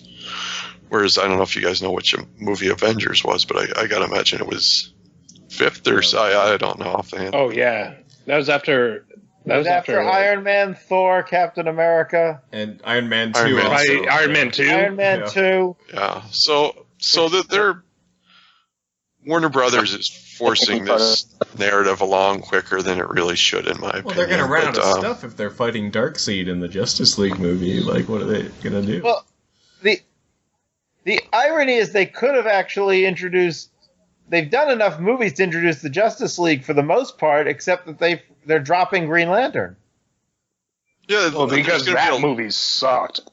Well, there's The Yeah, but movie the wasn't characters- great, but but the at least the character's characters out there. And that well, that movie was so bad they just want to stay away from it for the casual audience. See, but I'm here's the surprised thing. Marvel they even could just- included the Hulk after those two disasters. And that movie was terrible. They never reference it. No, though. They never the- talk the- about it. The Edward Norton Well- one is in the MCU, and Yeah. it wasn't that bad. Because what's his name is going to be in the Winter Soldier, okay. right? Civil General War. Ross, Thunderbolt Ross is going to be in Civil War. So Yeah. So, So Spider-Man. See, the DC could introduce Jon Stewart as a Green Lantern, but yeah, there's going to be a Lantern. Yeah, that'd be great. movie eventually. So I don't know if there's going to be a Lantern. I would assume there's going to be a Lantern in Justice League. And eventually, No, there will be maybe later on. They said. for sure, they- later on there's going to be Lanterns. Yeah, which I mean, especially you can keep it small, and if if you have to cut an actor like Ben Affleck, say, you need to have characters you can introduce, Martian Manhunter or whatever. Everybody's favorite superhero. He's got the best Yeah, I power. A copy of Superman, almost. I thought Sinestro was very good in that movie, but the rest of it was horrible. Yeah. I actually thought it looked gorgeous. It just you was like not the, you like Yeah, the I guess- costumes. I guess I like the scenes on Oa were pretty good too, but Less Earth, more space. if we get Blake Lively into the Star Sapphire costume, that'd be great. I would. I feel like no complaining. 30 minutes of that, I'm happy. Yeah. Well, I mean, I think they'll get to it eventually. But So why is right now, Iron Man's popular, so they got to make Cyborg a thing. Well, I think that's probably a kind of to get some diversity. I would assume into the Justice League. I'm not opposed to that. No, it's good. It's just because he was more of a Teen Titan is the only reason. Not for sure. Give all the Yeah, big but they've been boys. doing that in the comic books. They did Well, that. but they did that in the comic books after- years ago. after Iron Man, wasn't it? Right? Yeah, I don't That's think when so. the new 52. That was like 2011. No, John Stewart was way before that. No. I'm talking about Cyborg, we're Cyborg, talking making about. Cyborg a Justice League member Founding instead League of Teen member. Titans. Oh, Yeah, but I don't think Cyborg's he's been very around Iron for 30 years also. No. I just meant that they saw that Iron Man was such a big hit with the Robert Downey Jr. and they wanted the closest thing they had, so they stuck Cyborg in. I think is what They that also mostly put was. Batman in an Iron Man I don't think suit he's very. for some reason. Yeah, true. Super bats. So why is Lois Lane the key to everything? Because Well, Is it because she's the best Because journalist in that's the what- world? no, because that's what keeps Superman grounded. No. Why did Flash You're- say that she's the key to all of it? Because I think that's without- to be revealed in the future. Yeah, if it is an Injustice universe, I think doesn't Lois Lane get killed and then Superman goes evil, which is not necessarily what's going to happen, but it could be what's going to happen in the future. I hope Yeah, to that God not. But So do you think we'll see Superman get reborn, or will he go into the Bizarro, or what do you guys think? I think moving we can- forward. Yeah. Well, why don't we save that to the very end, if that's okay? Okay. Because we'll Yep. get there. All right, so basically the movie's largely without action up through this point. Is that correct? Is that how you guys see it? And then we get the white Portuguese car chase, which again is, That was pretty badass. Why Again, would Superman stop a huge firefight just to make a point to Batman and let whoever he's shooting at drive away that's obviously shooting back at him? I mean, that was just bonkers. Yeah, I didn't like it. Although Superman's- we did get the line, Well, you bleed? it was so stupid in the movie though, because he flies away and then he's like, "Well, you will. I'm gonna make it bleed though." I think he was what counting on you his say? super hearing, right? well, after the bully leaves, don't you talk shit about it? Exactly. That's what I thought. Well, you're gonna. Yeah. I'm gonna bleed. Yeah. It was a cool. I will admit that the actual scene is where Batman sees him and then runs into him, but he just bounces off. That was kind of cool, but in the context of the movie, it was. Why does So- Batman's voice modulate when he has nothing on his mouth? Why does he sound like a robot? It's in his throat. Yeah. Oh, okay. They showed it. They showed Alfred's Alfred. been working on it. Yeah, so I think that scene's ruined by the trailers, but the actual Batman. That scene or the movie? That scene in particular. Touché. Both. Yeah. It's kind of ruined, but I enjoyed that confrontation between the two of them. For me, when Batman stands up and gets back in his face, I kind of nerd out a bit. Okay, and then what happens? Is it immediately the do we go to the Capitol then, or is that not the case? I'm trying to remember how things work. I think that's after that.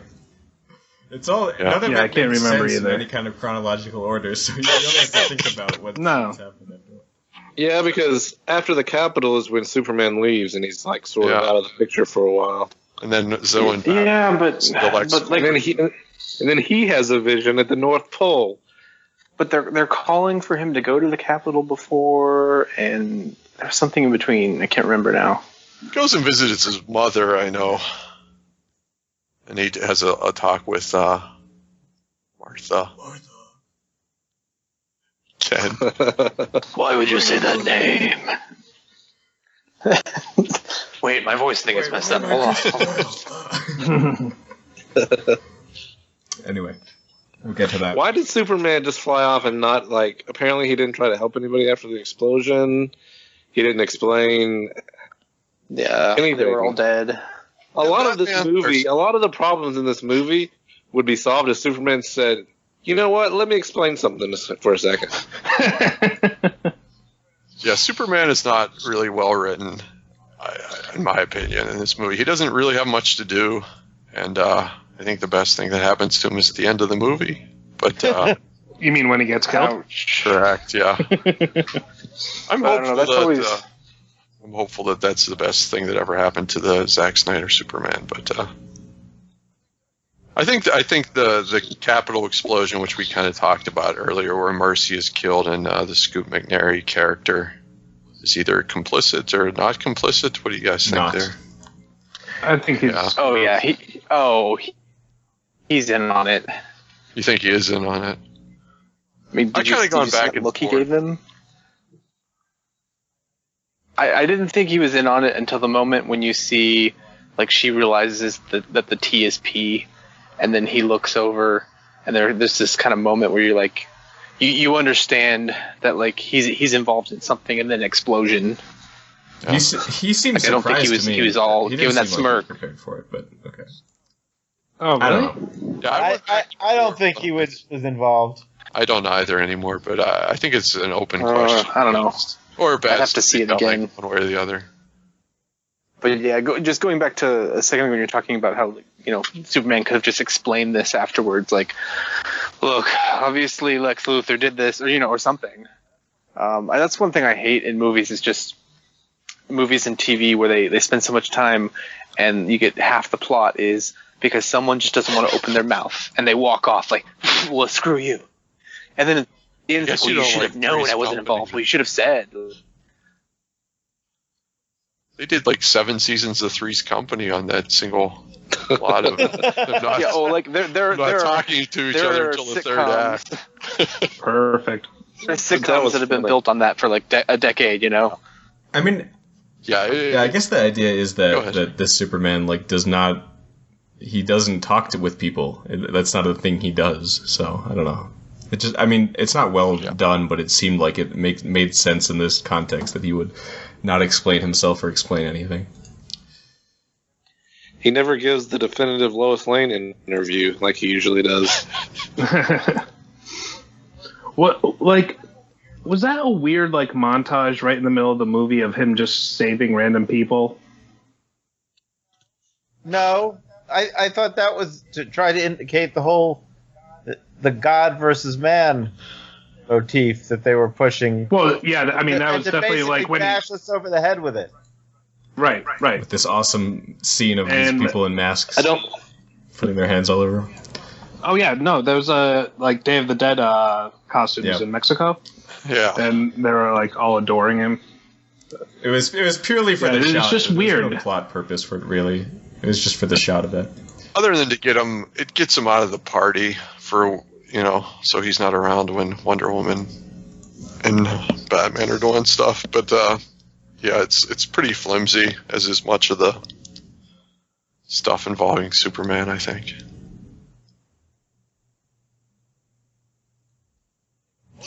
Yeah, but okay, that getting back to that Jonathan Kent vision, what was that? Was that Superman just imagining it? Because it seemed awful detailed, and it seemed it had information that he wouldn't have known about, unless that's just a story that Paul Kent told a bunch, and he's reimagining it. I don't know. It was weird. I thought it was strange. And where was that? Told that story? Is that really that unlikely? Yeah, but then why would he speak back? Didn't he talk back to him, interact with him? No, Yeah, I thought he does, but I thought he was just remembering a hiking trip he took with his dad. yeah, that's how I Did you guys feel like that was a grave that he was at? No, that was a top of a mountain. Like when you get to But it looked like a bunch of stones were piled up, like someone. Yeah, I know, but there. Yeah, but if you're a hiker, once you get to the peak, there's already you add a stone to it. Oh, is that okay? Because I thought maybe did he take his dad and bury him on the top of a mountain for some reason? He's in the graveyard. Oh, Jesus. We see the he's grave. in the Smallville. But we see the graveyard. Hey. You could be right. They do the double empty. coffin thing in the movie, so. yeah, exactly. Yeah, no I one think it's checks to very see if likely. Superman's in there. I think they must. I think it's very likely that he's just thinking as he's walking about, and that story comes back to him. But he does interact with his father there, so it's, again, like most of the dream sequences, a bit confusing. But that's also Superman. He interacts with all his dead fathers. Well, his other dead father was that makes sense. AI construct. He has ghost dad issues. Yeah, really. So, how does he get back to save Lois at the right moment? How does Because he he know can hear her halfway across the world. But if he can hear her halfway across the world, then that doesn't anyway. Okay. Well, if he flies back to Metropolis, and then he hears... it just happens. Well, to he be could at the have right time. flown back to Gotham. They're adjacent. Yeah. Well, because as far as Luthor knows, he's still on his walk. I imagine he just hides behind buildings. No one knows where he's at. Something to happen, and then he just flies in. He's just creeping on Lois. He has nothing else to do. When Superman returns, doesn't he sit outside of her house and X-ray vision stalk her? Well, because he's like, "Is that my child?" Oh, I forgot. They're trying to make it realistic. That's what a normal person would do. Jesus Christ. I think if you're you can rely on Superman to always save Lois, so I don't think Lex is going on too much of a limb there. Except for the fact that she's like, I don't even know where he is. Yeah, but he knows where she is. Does anyone have anything to say about Amy Adams as Lois Lane, either in this movie or the first one? Amy Adams. She's a very pretty lady. Yeah, I don't know. I don't think she's Lois Lane, but I like her. Insufficient as Lois Lane, which is a shame. I'll watch her, whatever. My biggest complaint of the movie happens later, and that's when Lois Lane, who's been rescued the entire time, finally does something intelligent to get the spear, yet they make her a victim again. Oh my God, that was brutal. I thought that was awful. Brutal. It only would have been worse if Aquaman showed up right then. That would have been awesome. I think that would have actually made it better. Awesome. Yeah. No, that would have been terrible. Rather than Superman being hold on. No, it would have been much better if she had just gotten the spear and come back. Yeah. All right. She just went down there and she nearly drowned, but she did it because humans. Because also You're not brave. Men are brave. Dumb person that dumped the spear into the thing. Yeah, that's her. That was the whole stupid thing in the first place. Is that was her hiding spot? This is like a nuclear bomb basically. It's radioactive. It's plutonium. That was somewhere down by the. Yeah, it's like a warehouse down by the port. docks. They said down by the river. No, that looked like maybe a government building almost, like the pillars and that staircase that they were in. Wasn't there marble and stuff? Could have been like a train station or something. It was a big. Maybe. Or old I don't think it's Custom's ever house or something. explained, but again, I have every belief that we'll get there in the Batman movies at some point. So, Yeah. do we know how many Ben Affleck Batman movies are going to be? I feel Or like how I've many heard- movies he's We've signed heard up about for? one. I feel like I've heard we don't 3, know exactly. but We've heard there's like a script even for one. Like we've heard that he wrote that. Right. He wrote so- one. Yeah. He wrote one. Yeah. Huh. I hope he directs one. Probably would if he's writing it. yeah. I All right, suspect- Gotham is going to be Boston. Oh yeah. Because he's forced to, yeah. I'm going to get to the other side of it. I'm going to get across the bridge.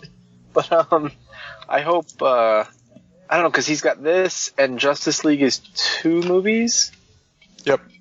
And then a Batman He's movie. in Suicide Squad, I guess. And a little then bit. you recast? Yeah, just for a bit, I think. Yeah. Yeah. You said Affleck's in Suicide He's Squad? supposed to I don't be, think right? so. Yep. Well, the Batman appears in it. Batmobile Oh, okay. is at the Okay. very least. I thought So Ben that- Affleck was that credited. doesn't necessarily He's mean he credited is. in that movie. Batman. I've seen- is in it. I wouldn't surprise me. I've seen But pictures where it's Batman. Yeah. Is it? Okay. It's Batman and the Joker. Yeah, it fighting, won't be for much, sure. but he'll be. Now, Yeah. I think what Thomas said is it probably is a flashback. Yeah. And it's possible they could just have a stunt guy in the suit and just show, quick Oh, flashes. no, you got to find a stunt guy that has that chin, and that ain't easy. Oh, I'm sure. Dude, there's 2 butt chins. They look exactly the same. Superman doesn't shave for a week, and he's got the same chin as Ben Affleck.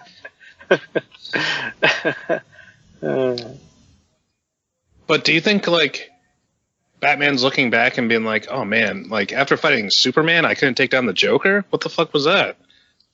Well, who says he didn't take down the Joker?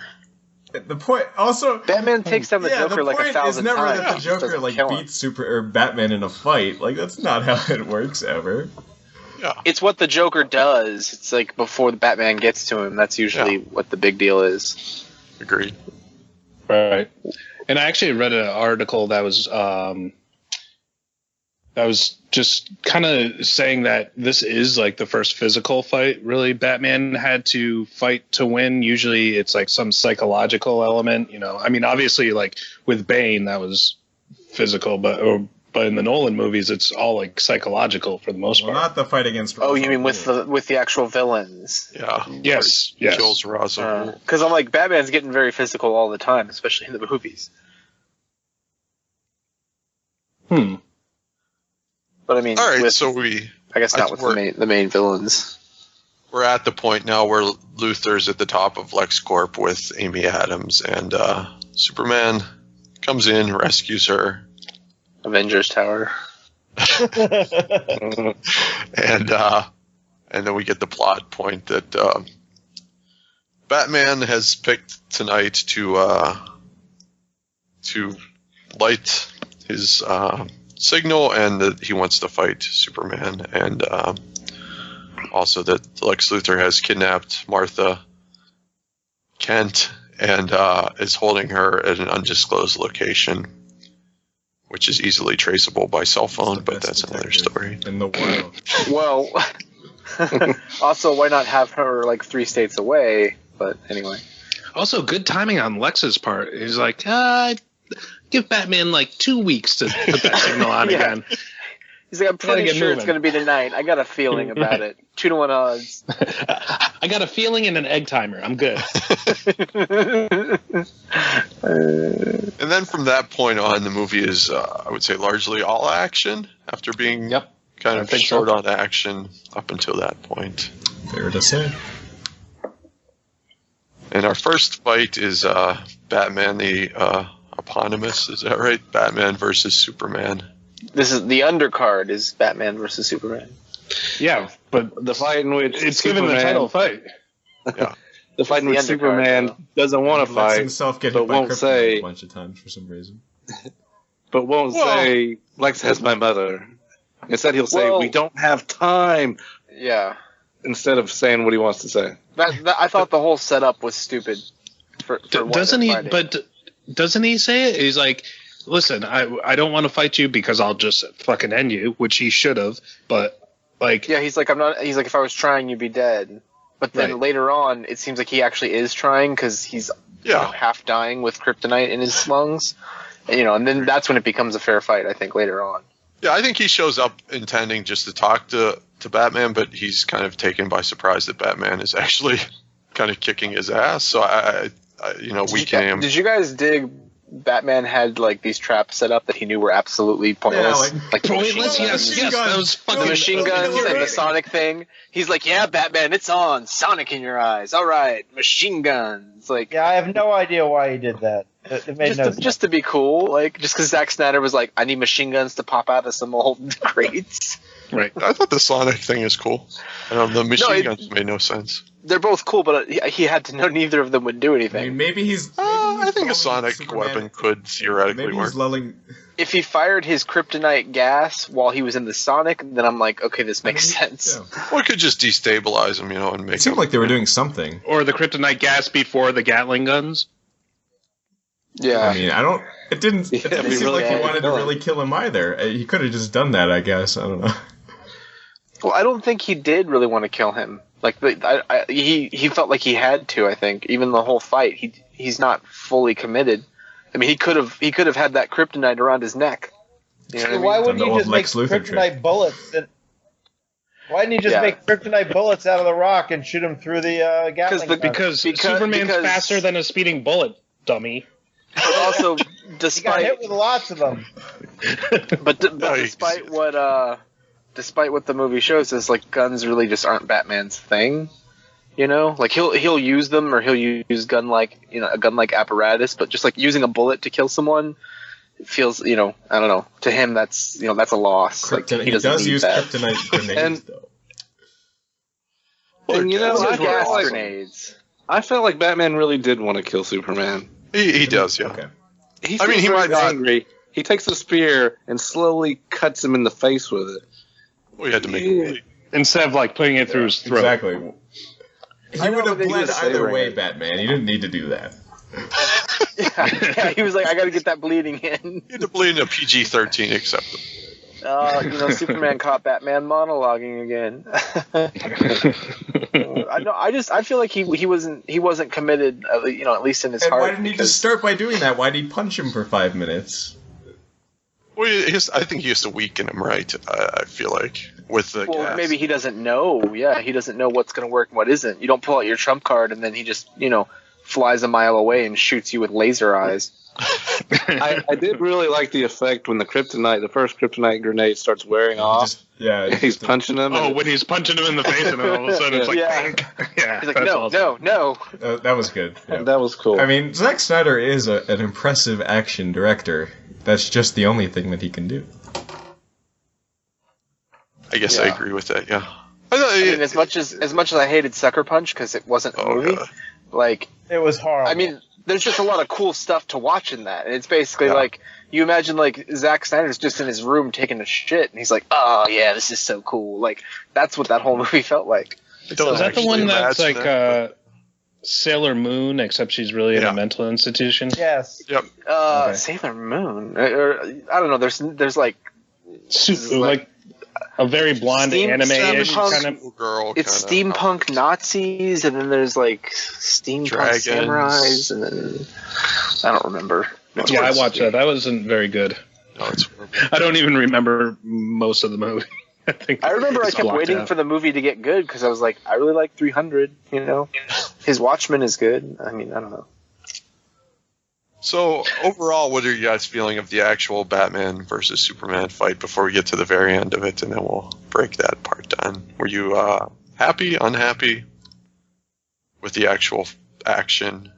And I liked that it was taking a lot of it out of Dark Knight Returns, but I was disappointed where the logic of the fight, why did he not have more grenades and hit him with 2 grenades back to back, and, there were a few like logistical things I think that just didn't make sense, but otherwise, like the action was well done and it was a hard fight to do, right? Because Superman can't just like laser him, so it's like you have to work around ways to like have them fight each other, which usually turns out to be them punching each other.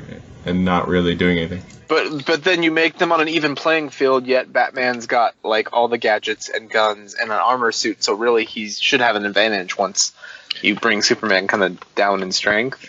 Right, and you're punching the guy in the face with a freaking like gauntlet, like iron gauntlet. Like that's kind of he doesn't get hurt. And then I've already said about throwing a tooth out or something. Right, exactly. Like in Batman's like armor there should have been something to do with like kryptonite. So otherwise, like it doesn't matter what he wears, right? Armor? Like he could have just had a lead hatch, like a lead hatch in the middle, and then he pops open and there's some kryptonite, like as like an emergency style. Yeah, the armor protects him from when he's going through walls and stuff like that, right? Yeah, oh yeah, somewhat. And also, I did love the line where he's like, "You're not brave. Men are brave. Men are brave." Like, yeah. You see, but that was kind of BS too, because every time Superman's fought up until that point, when he's not saving people, when he's actually fought, he fought Kryptonians that were his equal, if not better than him, because they were trained soldiers. I'm sure there was other stuff going on, but yeah, and also, again, like, dude, the point take your fight like, somewhere else. Well, I think it goes to. Go ahead. If you can be punched through walls and you know that you're probably going to be fine and you're not bleeding, like he's right. There's a certain amount of like there's really not bravery there in this way, in the sense that we view it, because there's no what do you call it, peril. Yeah. Well, there was peril because he snapped another Kryptonian's neck, so Zod could have killed him. Yeah, but I mean that's one time. I think it goes to the fact you can only die one time. But I'm just saying, is like he goes out to fight all these people, warlords or whatever, and they're shooting bullets at him. Just to be shooting bullets at Superman, I think you're kind of brave, because he's going to throw you through a wall, which won't kill you. I swear, it won't kill you. I think the line sounded cool, but it doesn't make any sense, and I don't agree with it. Well, I think it does make sense to Bruce Wayne, though. He doesn't view at this point Superman as a man, right? He views him as an it or an alien or an other. So for him, he can kill Superman because Superman isn't a man. He's a thing, I think. It's the old DC, like, they're all gods type thing, where, it takes a mere mortal that doesn't have any powers to actually be able to do something like this. With this kryptonite. Not any powers, just like a lot of money and, A mere billionaire with hold himself up by his resources. He's American hero. I mean, he just does cross. After his parents gave him a bunch of money when they died on him. Yeah. Okay. After he lost his first billion, then he really knew how business worked. Right. He should have built a wall between them and Metropolis. Oh, Jesus. All right, we've already had Trump. This is like the new Godwin's Law. Like, how long do we have to get before? There's an hour and 50 minutes. So then we get to the Step Brothers moment. Where, Batman has. I guess I do want to ask you guys. Do you think there's a point in this fight where Superman has quit trying to reason with Bruce and is actively trying to take his head off for Lex, or not? I don't think he's trying to kill him. To protect himself from getting killed, yes. Yeah. Yeah, I'm pretty sure right about the first, like, Krypton gas thing, Superman's like, oh shit. Like, it's fight or flight right there. Yeah. And when his powers come back, or when he starts getting the advantage, I don't think he's trying to kill, but he wants to take him apart and, I mean, I don't know, deliver also, why does a lifeless corpse, or that's my problem with this fight, is the whole setup. I hate the whole setup. I'm okay with the setup if they're just two bros that are real angry, and he's like, bro, look, I'm gonna don't shine your light. I'm like, oh, I'm shining my light. Come onto my lawn, right? and Superman's like, all right, I got to go deal with this. Hey, I told you not to do it, so now I'm just gonna take all your toys and I'm gonna, go and drop you off at the jail. And then Batman shows up like, no, I got kryptonite gas, bitch. Like something like that. Yeah, and I don't. Well, the reason why Lex Luthor it doesn't make sense that it's like, I have your mom. The so reason go kill why Lex Batman. Luthor wants him to kill Batman is because he stole his kryptonite, right? That's why. To kill Superman. But what the fuck did Lex want? Let's go along this again. Okay, so Lex Luthor's bringing in kryptonite because he wants to kill Superman, but he also wants to gain access to the ship, whatever. Now the kryptonite, he can't bring it in legally. He has to bring it in illegally now, and you bring in illegal things, we all know what happens. Anyway, so... Is that another Trump joke? It's never... I'm just saying, it's never good. That's all I'm saying. But yeah, so he has to bring it in illegally, and is he planning on ever using it? Or did he expect Batman to take it? Because he clearly provokes Batman with the, you let your family die thing, and then when he blows up the house, when he's at the U.S. house, Batman goes and takes the kryptonite, which I feel like that's a scene we should have seen. That would have been a cool scene, but did he knew that was going to happen? I'm very confused as to why he didn't just let Batman have the kryptonite in the first place, secretly, during that first encounter, when Superman comes and stops them. It looked like he went to a lot of trouble not to let Batman get it. Yeah. And it seemed like he wanted Batman to have it.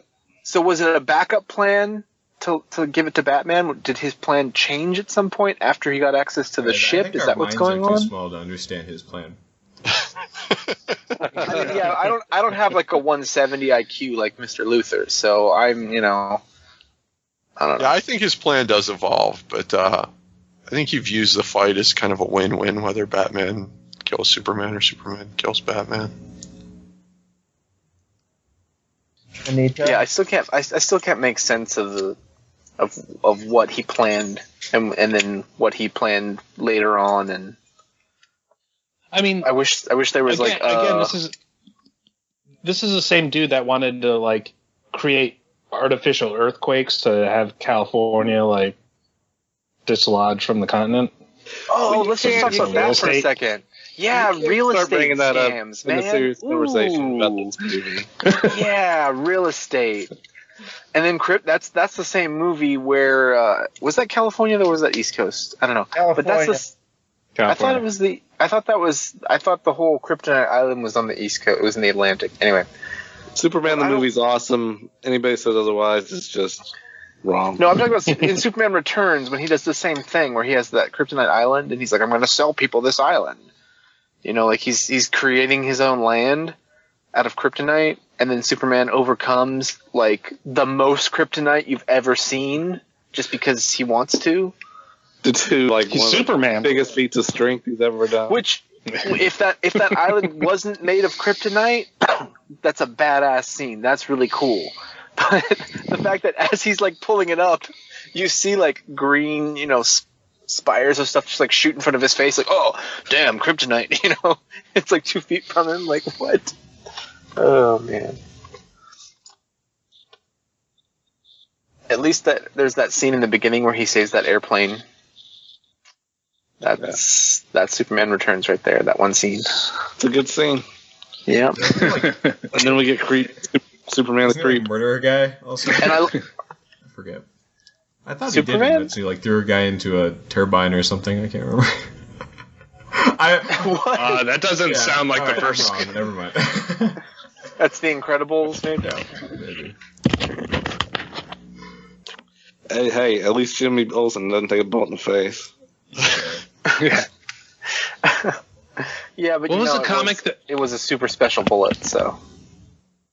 What was the, I don't know if you guys know this, but some comic was everyone says their superpower is to be able to fly anywhere. Wonder if you're only able to fly 6 inches off the ground.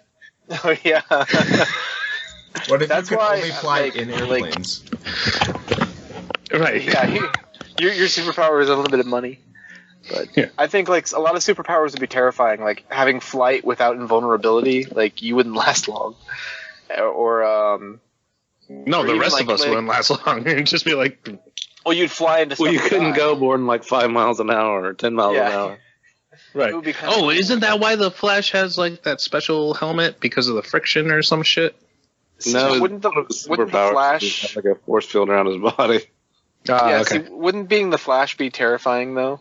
Not because he heals fast and he's whatever, but I can barely cross the street in a crosswalk without getting hit by a car. Like, I can't. No, see but what is that. it like relativity or whatever? So if he runs across the Earth like super fast, in order for his brain to be able to comprehend what he's doing, it has to move really fast, which basically means like for him to go, 100,000 miles. The whole Right, world is in everything slow else is motion just all the moving. time. Yeah. But then it would take forever. So still it's like- in his head. so- It would take him like 2 days. Yeah, exactly. In his head, it's like it took him 20 years to get to you to save you across town. So like he's just like the most mentally tortured person ever. Wow. This got deep. Yeah, I wouldn't want super speed. I'd want the ability to teleport anywhere on the planet, like What if you instantly. teleport That's The my- inside Doppler something, effect though? affects your brain. No, but like I'd want one of those things where I have like Google Maps and I can like vision it and shit, and like I have remote viewing and teleportation. There you go. No, you just teleport 100 feet above the ground so you can look around for a second and then teleport directly to the ground. And and one day you do it in like a flock of seagulls. Into a building. The band? Yeah. Well, that's gonna be our own music now. So Perfect. So movie Okay. that we were talking about. climax of the fight is. What do you guys think? Lex Luthor brings a cave Well, no, troll. before that. Martha. I would the Martha. Martha part first before we get to the. Oh, okay.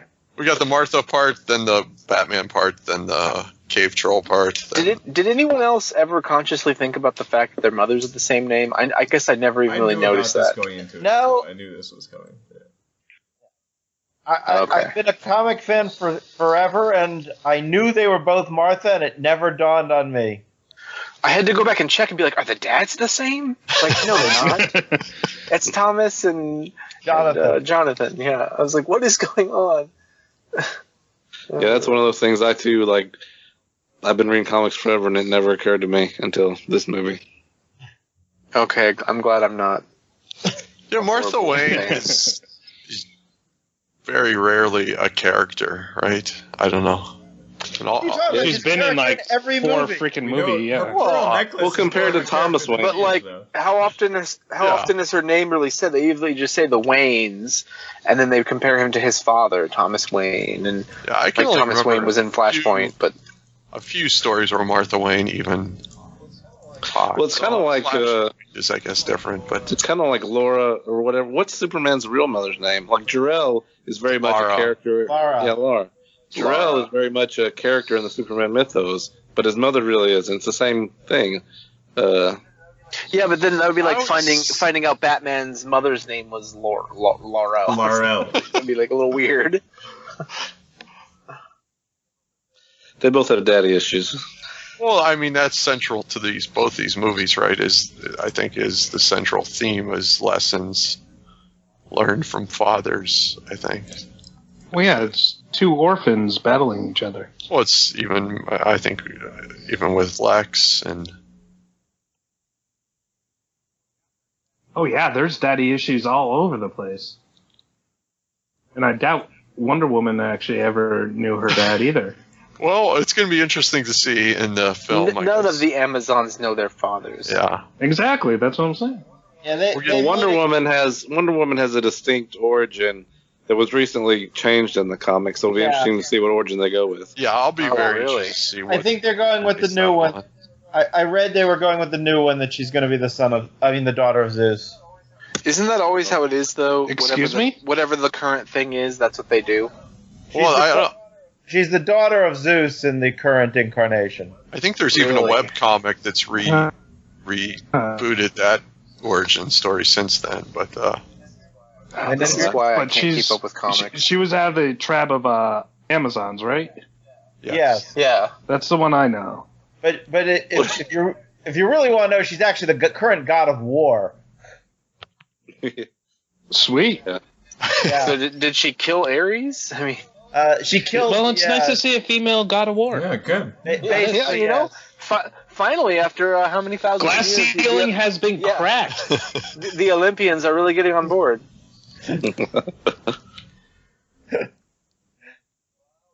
Well, I always kind of liked her original comic origin. I always thought that was interesting. the You mean Clark- was actually- the molded from clay one? Yeah. So she had no father, really. Her Wait, mother what? just gave her Yeah, life. Matt, comics are weird. She was molded by clay by her mother. Yeah, Wonder Woman's origin is pretty liquid. She was a dwarf, basically. Her origin has to do with, well, I'm getting into her creator. Yeah. Oh yeah, that guy was awesome. He was all into bondage and stuff, and that's why she has like the bands and like the lasso and stuff. Yeah. What? Her original weakness was if she was bound by a man, she lost all power. Yep. Whoa. So, Dude, you never heard that? Yeah, this guy was totally into so BDSM. She cannot be a submissive. Like if she ever was in a committed relationship, and the guy's like, "Can we just try cuffs? You know, you wanna?" No, I'll lose all my power. She's like, sort of "Sure, you're wearing them." Like Samson that one time where he was like, "Oh yeah, if you bind me with these, special rods," but it turned out being the hair. Hers is just like, "Yeah, you just tie me up while I'm asleep and powerless." Just That's kinda terrible. lame. It's I mean, it's not as bad as your weakness being the color yellow, but hey. So about Martha, Yeah. so I actually think of people that? are being a little harsh on this. I mean, obviously the execution was kind of weird with Batman shouting, like, "How do you know that?" That was kind of bizarre. But, like, the subtext makes sense, right? That he realizes that he had a human mother and he grew up like a human, and that makes sense, right? That he would turn around with that. Are people not liking people this? really think this is stupid. I think people are Oh, mocking I thought it was great. Well, I've seen people making fun of it, but I think it's funny. But it's also in the moment. I thought it was good. Well, I found it.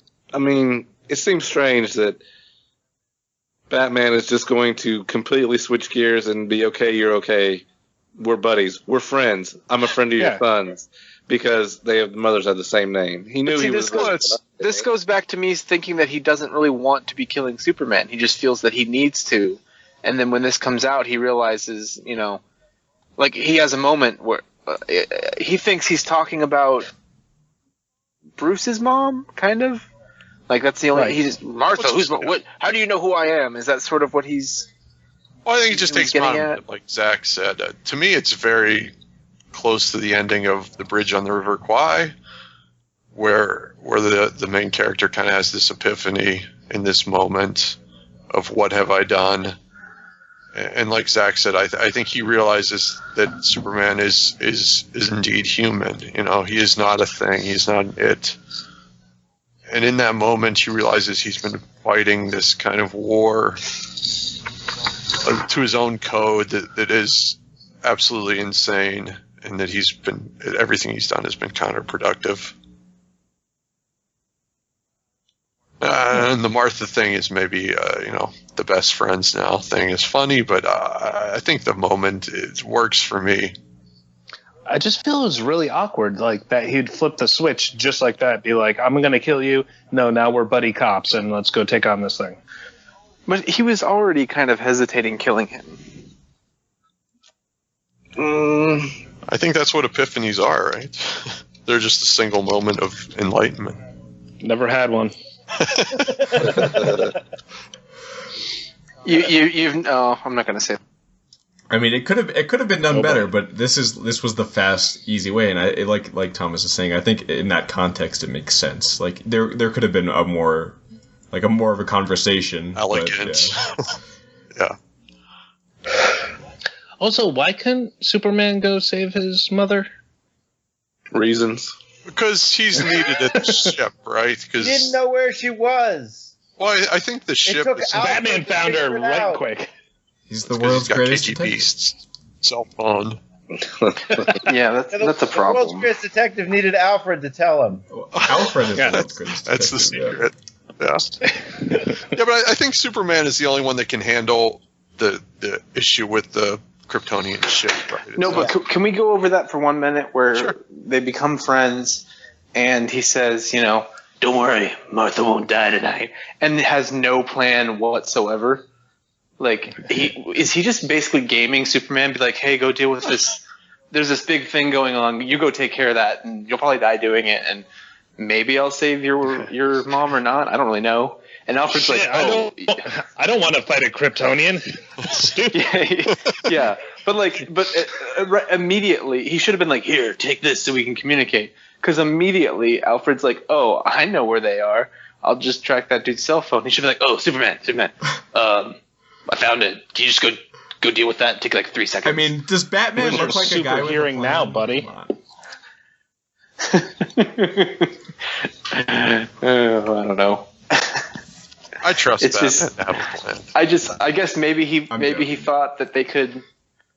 Maybe they thought that was who had taken them, like him and Alfred are on the same wavelength. But it does seem like if he knew that right away, he could have been like, "Hold on, I'll find out where she is." Yeah, I got the coordinates. I'm going home.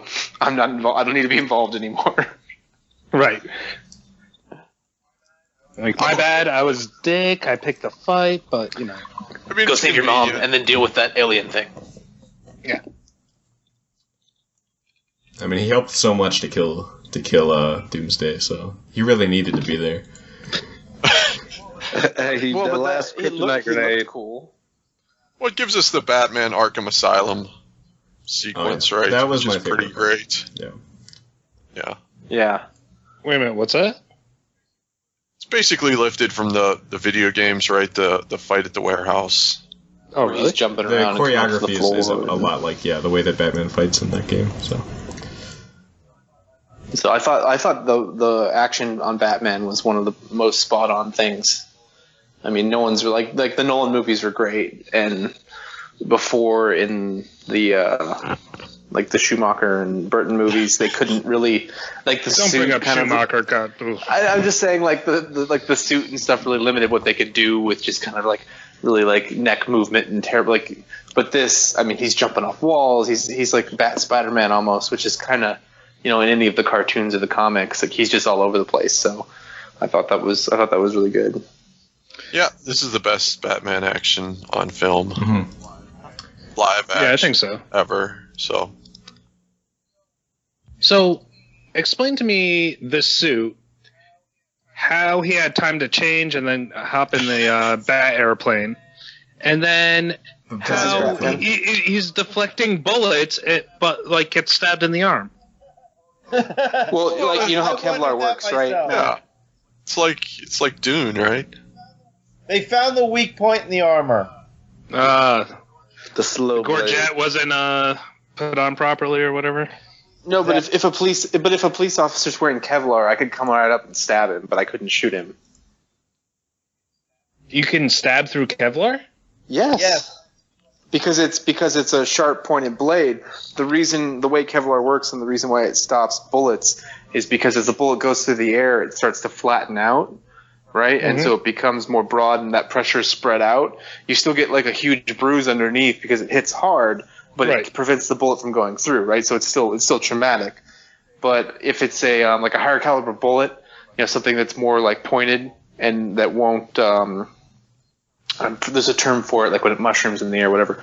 But like that doesn't like flatten as much as it travels. Then it'll go through. I just figured the guy who was playing this Arkham game upgraded all his gun armor.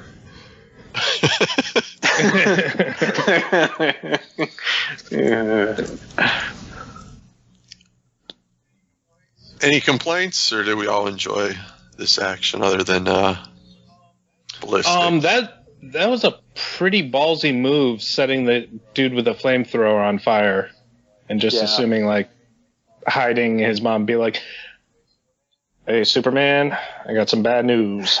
Well, but if I almost had her. If I don't she think had he's gonna died, do he would have that. died, though, right? Seems likely. I mean, his I'm sure his cape is fire repellent. His cape is magic. It's got +1 to fire resistance.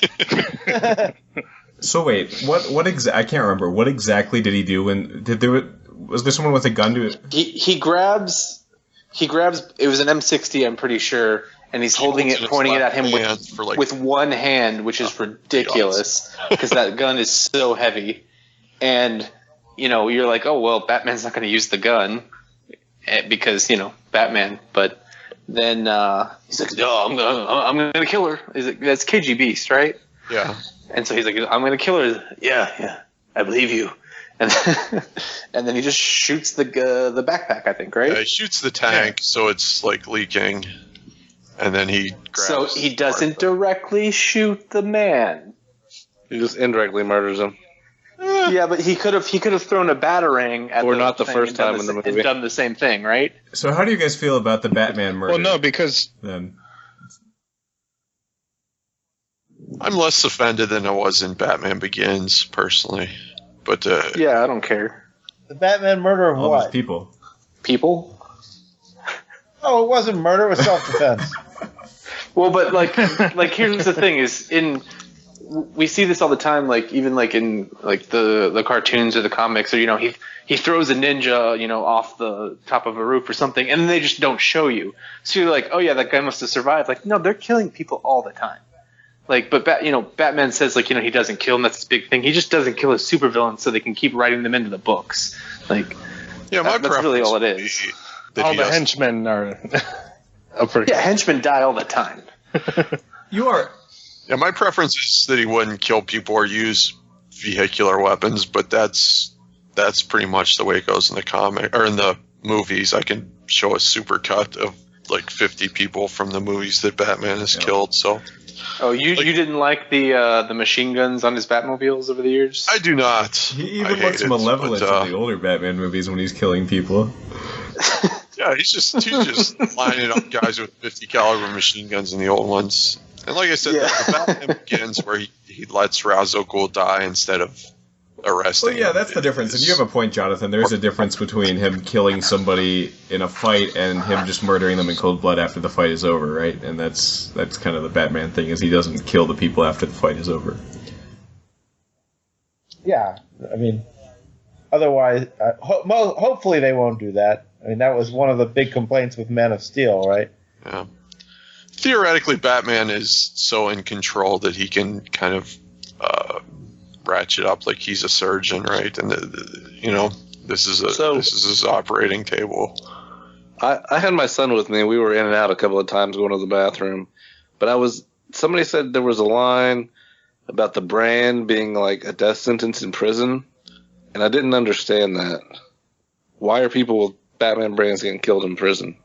Yeah, I didn't understand that either. Yeah. The guy's a child molester. That's why he got killed in prison, not because Batman brand. Because maybe it's known that he only goes after the people that just shouldn't be walking the earth, type of thing. I mean, it's said in the movie, but it's not really. I don't buy the logic of it. I feel like because it seems like SVU I've seen is like, yeah, kiddie porn and like child rapists like will get fucked up in jail if they know that. So, but the other guy was what, a trafficker, like human trafficker? Yeah, he was a human trafficking. Yeah. But, so I don't understand why that brand would get him killed. But we don't know that it did. Is this branding thing? Does this have backstory? Yeah, but human trafficking is pretty bad. Is it? I'm not aware of any reference to that in the comics. Nowhere. Like I don't know why that was a thing. I mean, I didn't think it was terrible, but like I didn't know what it came from or like what the point of it was. I think the point is to show that Batman here at the end is kind of in a worse place than we're usually used to seeing him. But that's just again my head canon, so I don't know. Like Alfred said, like we weren't sadistic or something like that before, and that's in reference to the branding, right? Correct. Yeah, I think so. Jesus. Trying to explain what the branding was actually about. No, there was a whole other thing going on. Yeah. Okay, we good with the Martha fight? We've all said everything we have to say? Yep, it was the best part. All right, let's... Yeah, I guess for me the best part's coming up, but I wouldn't argue too hard with that. All right, so now we're back to... I guess we didn't really talk about just in passing, when Lex is taking control of the ship and creating the Doomsday Zod clone. But here we are. And he's basically learning everything about like the greater like cosmos and all this stuff, the Kryptonian knowledge. So yeah, what the fuck was that? Well, I assume that's where he learned about Darkseid. And there's some deleted scenes that seem to show that there's more that he's gonna figure out, but yeah. Yeah, there's a deleted scene with, it looks like May Steppenwolf with 3 mother boxes, is the way it looks. How are we seeing deleted scenes already? They released it online. Putting them online, I don't know. Oh, okay. Okay, so again, we talked about this a little bit, that we get to the egg timer and the unleashing of Zod on Metropolis still. Thoughts? We all kind of not down with Cave Troll Doomsday, it sounds like. I mean, did anyone else think immediately? Because when I saw him, I was like, oh, he brought a cave troll, like in the Sean Bean voice, like, Just like Oh yeah. Yeah. I mean, intrinsically, there's nothing wrong with him, but the problem is he's just a boring villain because he's just a powerful body to punch. Super generic, right? yeah. I mean, I think Doomsday is a pretty crap villain to begin with, but at least make him look interesting. And I guess each subsequent death and rebirth, he kind of gets more bony and more protuberances or whatever. But he starts as generic as humanly possible. Yeah, like I'm not married to like the origin for him or anything. Yeah. But I thought maybe it would have been nice if he came out looking a little bit more like regular Doomsday. And if you're going to do Death of Superman, like you might as well use some kind of a Doomsday. Like I was fine with how this all went out, but I don't know. Yeah, it was kind of boring. So then they, Superman tries to take Doomsday up into space. I know Doomsday does not fly. Is that correct? Is anyone? He was flying pretty good, I thought. I think. Yeah. He just jumps. Yeah. So it's like their take on the Hulk, kind of. Yeah. The guy got nuked in space and like stuck to landing. So I mean, you can fall. Everybody can fall. But shouldn't Superman have just like pushed him out further into space instead of holding him for the nuke? Well, I think he intended to, right? But then he gets nuked by. right. I mean, that probably would have worked, right? You just push him off to Saturn. You never see him. Do nukes actually do that to Superman? Did they actually fuck him up for a little bit? Yeah, I think so. I think. Depending on the continuity, I think, yeah. Sure. He's not completely invulnerable. He has limits. But he's quickly. Yeah, but. Go ahead. Oh no, I was just gonna say I like the fact that like they kind of healed him as like this, you see the sun come around, so he's like, yeah, the yellow sun of Earth. Why do they put him in a coffin? Get him out in the sun. Come on.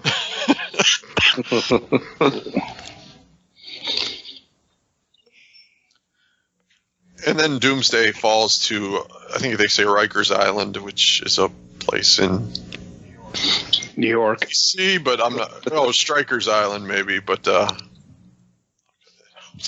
then But there was no civilians there, that's for sure. It's this giant empty island on the eastern seaboard of the United States. The little jokes about how there was nobody around for all the fights, I thought were pretty good. I mean, just to show that like they weren't murdering people in these movies. Yeah. Well, I think Batman set this place out. It's already kind of a depopulated part of Gotham, and he's already set up a fight with Superman there, so he's probably taken pains, I think, to make sure like there are no homeless people or. Yeah, but it was clearly tongue in cheek at some point where they were like, "Yeah, the whole island it's uninhabited, etc." Yeah, I think it's trying to F you a little bit, but whatever. Yeah, but I mean, that's Batman's whole thing. Is like he's not against the fact that Superman saved the world from Zod. He's against all the collateral destruction between those two aliens, right? Well, I think he's against the uncontrolled use of force, right? When it's not him. Right. Well, I think he believes he can control himself, whether he can or not. So then we get finally, for me, kind of the best moment, right, where it's the Trinity together. versus Doomsday. It's mostly Wonder Woman versus Doomsday, and Superman and Batman kind of do something. Yeah, she's like, oh, beings from other planets? I've done this before. I was like, what? Yeah. She's an absolute badass, right? She is a warrior princess, and she kind of takes Doomsday apart with her sword, which is awesome. She, like, hamstrings him. +5 sword of sharpness. Yeah. Roll blade, or whatever. You'd think maybe she could try to take his head off instead of his hand. The best part was when she got smashed by him, she smiled. Yeah, I love that. I've heard people complain about that. I thought it was awesome. Oh, yeah, I thought that was great. Yeah, I feel like... someone was having fun in the movie. Yeah.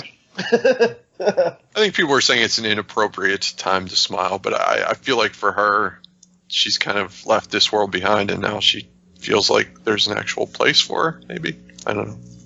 And she can actually cut loose on someone. Yeah. Or something, as the case may be. I don't know. I guess I relate a little more sometimes because, like, I used to get in fights and stuff growing up, and I don't know, when people would, like, I would just laugh. I don't know why when I'd be getting punched. Yeah, I know that happens. Freak people out. No, that's Jesus. a thing. Yeah, it's just how I react. Like, I can't explain it, but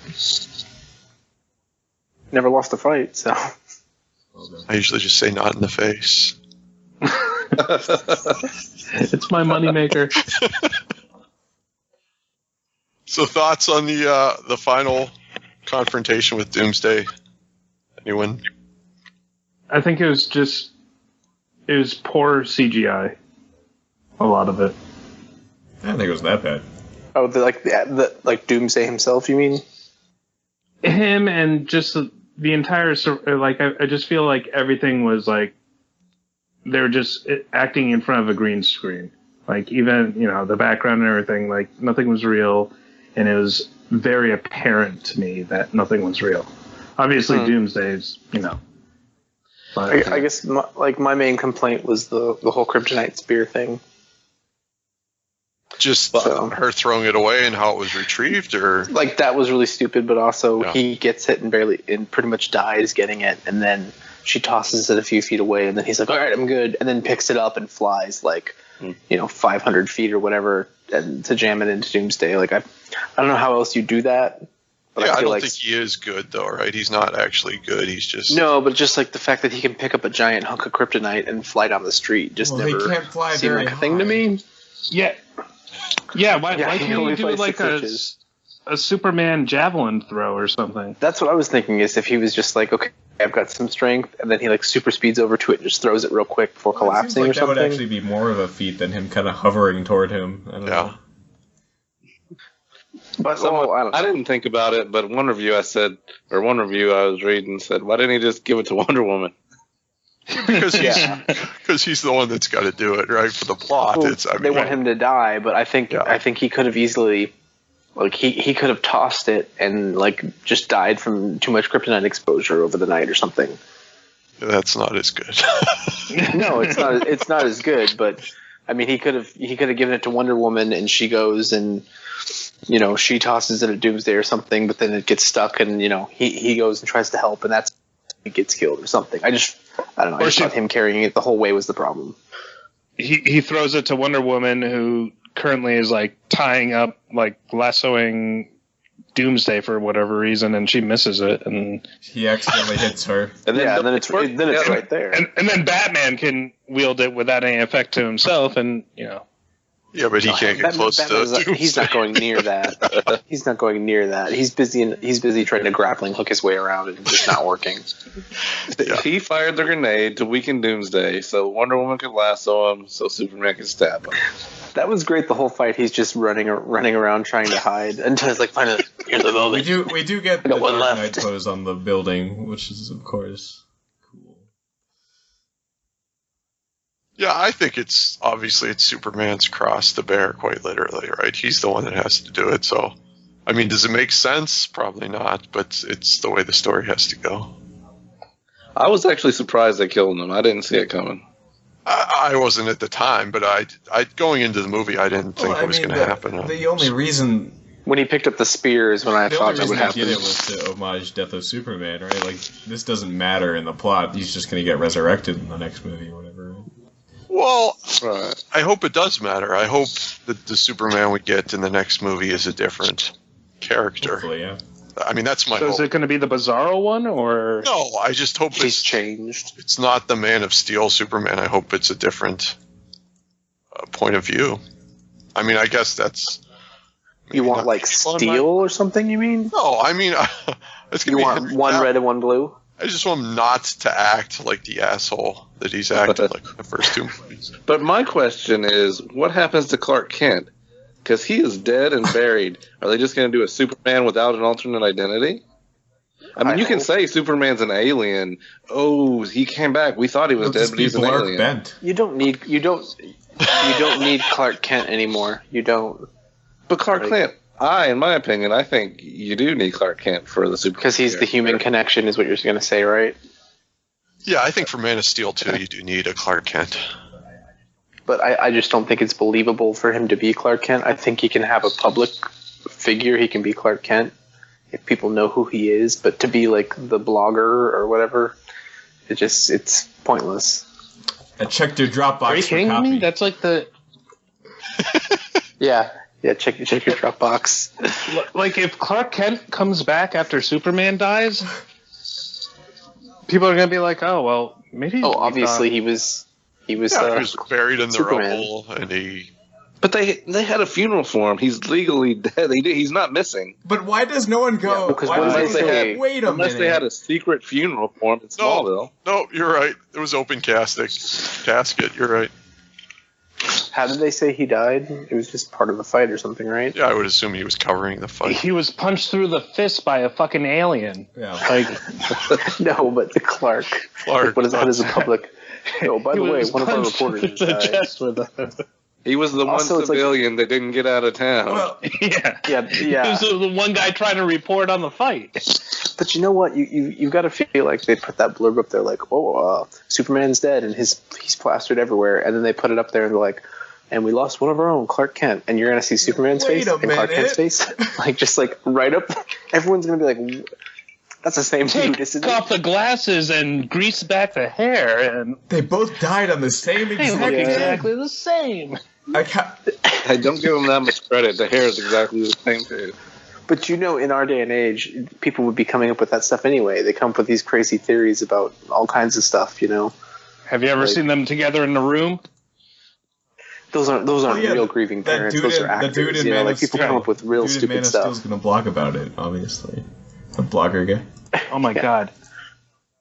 No, I mean, speaking just about that, it's fucking bonkers. The big shooting in Connecticut a couple years ago.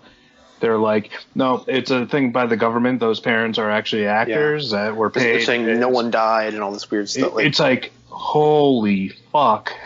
and people People are believe this. crazy. So of course people are going to be like, two dudes died at the same time and look very similar. Same person. Like that's going to be all over like Reddit, you know, in their world.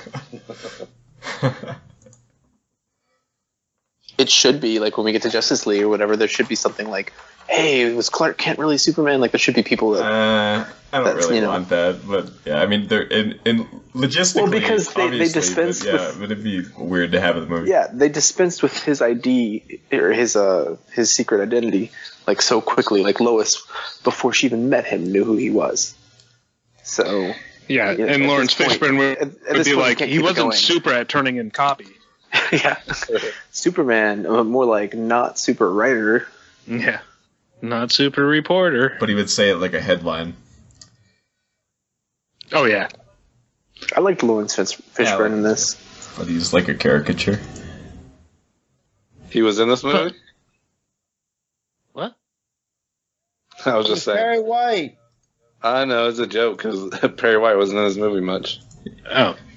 But every time he was contradicting himself. He's like, Clark, what the fuck? You didn't write anything. And then he's like, Lois, okay, you can take a chopper. After he's like, economy airline for your flight to wherever. Yeah, because he's like, no one reads newspapers and no one reads our webpage or anything. But yeah, charter a flight and take a helicopter off the roof and to chase that story, or wait? That story that I kind of wink know about? What? But she even said, like, when she needed the helicopter, she's like, it's a personal matter. And he should have been like, no personal calls at the office. Guys, take a bus. You're forgetting that Lois Lane is the greatest journalist in the world. Forgetting that. In a world that no longer really has journalism. I mean, they did also let her insert herself into a terrorist thing, so... Yeah, there's nothing wrong with that. Cheap. Who's the reporter that interviewed Osama bin Laden? Like, that happens. I mean, some stuff happens, but imagine, like, nowadays, what is it, like, to us, it would be, like, Anderson Cooper or Bill O'Reilly or something would be, like, the big, you know, like, that's our thing, is people watch He was in the movie. 24-hour networks now. Anderson Cooper was in the movie. Yeah. Like, what if they, like, how would they possibly switch this, like, because 50 years from now, like, they're going to have to, what's the Daily Planet going to be if they really have, like, a new Superman in a comic book? They're not going to have him working for a newspaper or even, like, a blog. Like, I don't know. He works at Fox News. Yeah, I mean, like, yeah, but then if he's on air, then it doesn't really work, because then everyone's going to notice who he is, and he's disappearing all the time. Like, it's also funny that you think, like, newspapers and comic books would be referring to newspapers, like, as in the past tense. Where the comic books are probably going to be electronic as well. Well, that's what I'm saying. Is like they're not gonna, like they're just not gonna do it. Like, I don't know, like Spider-Man, you know, taking pictures doesn't make sense so much anymore because everyone has a cell phone camera, right? No, but I mean, he could be taking pictures for anything else. Where there's he could be a photographer for other stuff. But right. his big thing was he was able to sell pictures of himself because no one could get Spider-Man footage, right? You know. So my point is, like, the world has changed, and some of these things just don't fit anymore. So dude, is there a world where Clark Kent he's a writer instead, or he's a, you know, like, what else could he be? I'm in the middle of planning a wedding, and the photographer cost $2,000. I don't even care. He can make money. Yeah, but that's. What you attach the word wedding to anything, and it's about 20 times more than it should be. Oh yeah! Oh fucking Christ! Oh, are you renting out a hall for your bar mitzvah or your daughter's party? Sure, that'll be $500. Oh, is it a wedding? That'll be $5,000. Yeah. Anyway. That's depressing. Okay, does anyone have anything to say about the final fight or the? I guess we did kind of cover it. I want to make sure if anyone has anything additional to add. Not really. I mean, there's not a lot to break down, really. Yeah. Right. Superman was great. Wonder Woman was great. Superman was kind of lame. And does Doomsday normally have mouth beams? No. I think, doesn't he, like... I've never seen it, but I'm... stuff out that kills him? Doesn't he evolve stuff or something like that? I haven't read the last few stories they did with him, so I don't know. He got smart at one point. Yeah, he's not the best villain. So I guess I'm just curious what your guys' thoughts are about DC movies going forward. Are you more interested, less interested, about the same coming out of Batman versus Superman? Well, I'm just as interested because I knew that they were going to have different directors and different creative people working, so hopefully these issues are more, and I personally, from seeing the previous movies, you know, from Goyer and Snyder, these seem to be problems that they have in particular. So I'm going to try to be more optimistic. I think Suicide Squad is going to be a good indication of whether that's true or not, whether these movies will be different than Man of Steel and Batman vs. Superman. So I'm sort of trying to stay optimistic. I'm interested for the solo films, and I think that, I mean, Marvel, despite all the ways that they've done this better, also suffers from these ensemble movies. They're just too bloated. They just don't seem to work. And it seems like that they're much more prone to fail. And I'm not so excited about Justice League and all that, but I like Wonder Woman and that stuff. I think that should be fun. Is Nolan still does he still have a hand in what DC's doing? His name is on stuff. He's executive producer, but I don't believe that he has Man of Steel. It seems like he had a lot of influence, but I hope not. But his name is on stuff, but whether that means anything or not, I don't know enough about executive producer credits to know, but I don't think he has much of anything to do with it. I think, what do you guys, like, from what I've read, and I haven't read comic books in forever, but this really sounds, seems to be the Batman from the Frank Miller, like, reboot. Not Dark quite. Knight Returns. Oh, very much. Yeah, very much. I think it's closer to that than anything else, but I don't think it's quite that either. But well, it's the costume, the age. Certainly. Well, yeah, the age for sure. But like, how do you think that will play out in later movies? I don't think Affleck's going to be a. I don't think he wants to play that. Oh, you think so? Yeah. Yeah, but wouldn't that be like Dark Knight Rises, or would it be like the Joker? But I mean, yeah, I think we're going to see what happened to Wayne Manor. I think we're going to see what happened to Robin. I think we're going to see what happened to the harbor area. Really, so you think it's going to be a prequel? Yeah. I agree. Yeah. I think that's how they're going to go. I don't think we're going to see that, but I would like to. I just. In the Batman solo movies, I'm pretty certain that's me too. I mean, I don't know where you can go from here beyond like Justice League stuff, so I don't know like where the forward point is with Batman. Have they released any information on what the solo movies are going to be like? I mean, nope. Will it just be like Affleck Batman reflecting on his past or something? We think every movie opens with him sitting at a coffee table and just like, remember? It's going to be dreaming about a dream while he's having a dream. Exactly. Yeah, he's going to go to his mom's grave and a Joker's going to pop out, and then that's going to be a Joker movie. Then he's going to go to his mom's grave, and then, Ra's al Ghul's going to pop out, and that's going to be a Ra's al Ghul movie.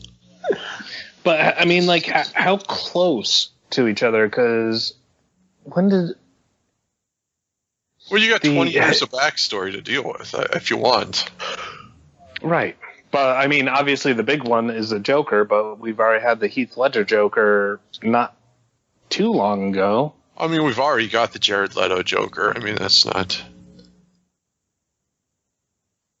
That's true. I mean, maybe they'll do the flashback in Suicide Squad?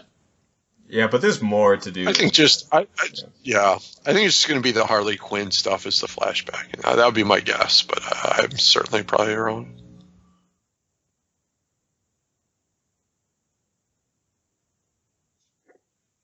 Okay. Any other points that anyone wants to cover?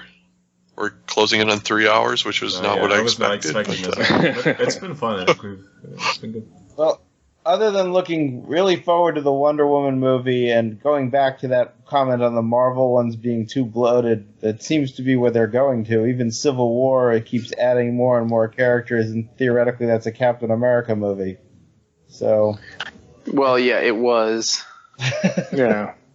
Well, yeah. They decided they wanted to do another Avengers movie.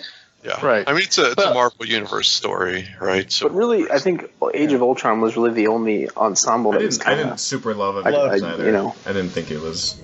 No. You didn't like Avengers? Avengers. I liked Avengers. I know most people like it. I do think it suffered from those problems of there just being too many characters. Oh, yeah. I think they're saying trying to do like a backstory for everyone, even though aren't they most of them had Infinity, individual movies. Sorry. Aren't they saying in Infinity War there's going to be like 70 characters or something? Or they gave a number and it was like way more than we currently have. We're creeping. Oh Jesus! So it's going to be like the third X-Men. Yeah, in my opinion, the only decent Marvel movie was The Winter Soldier. And Avengers and Iron Man 1 are okay. You didn't like Guardians of the Galaxy? I haven't seen it. Oh my God, it's good. It's good, man. That's my favorite. I've never read the comics, so I don't know. But like as a movie standalone, it's good. Yeah, I imagine it's good. I just haven't seen it. But yeah, I'm concerned even with the Civil War movie. Like I don't think it'll be like as poorly constructed as this, but I do think like how much can this? It seems like in the trailers that they are doing a pretty good job focusing it down to Captain America and Iron Man, but like there's all this stuff with like Spider-Man and everything. Like it's just too much.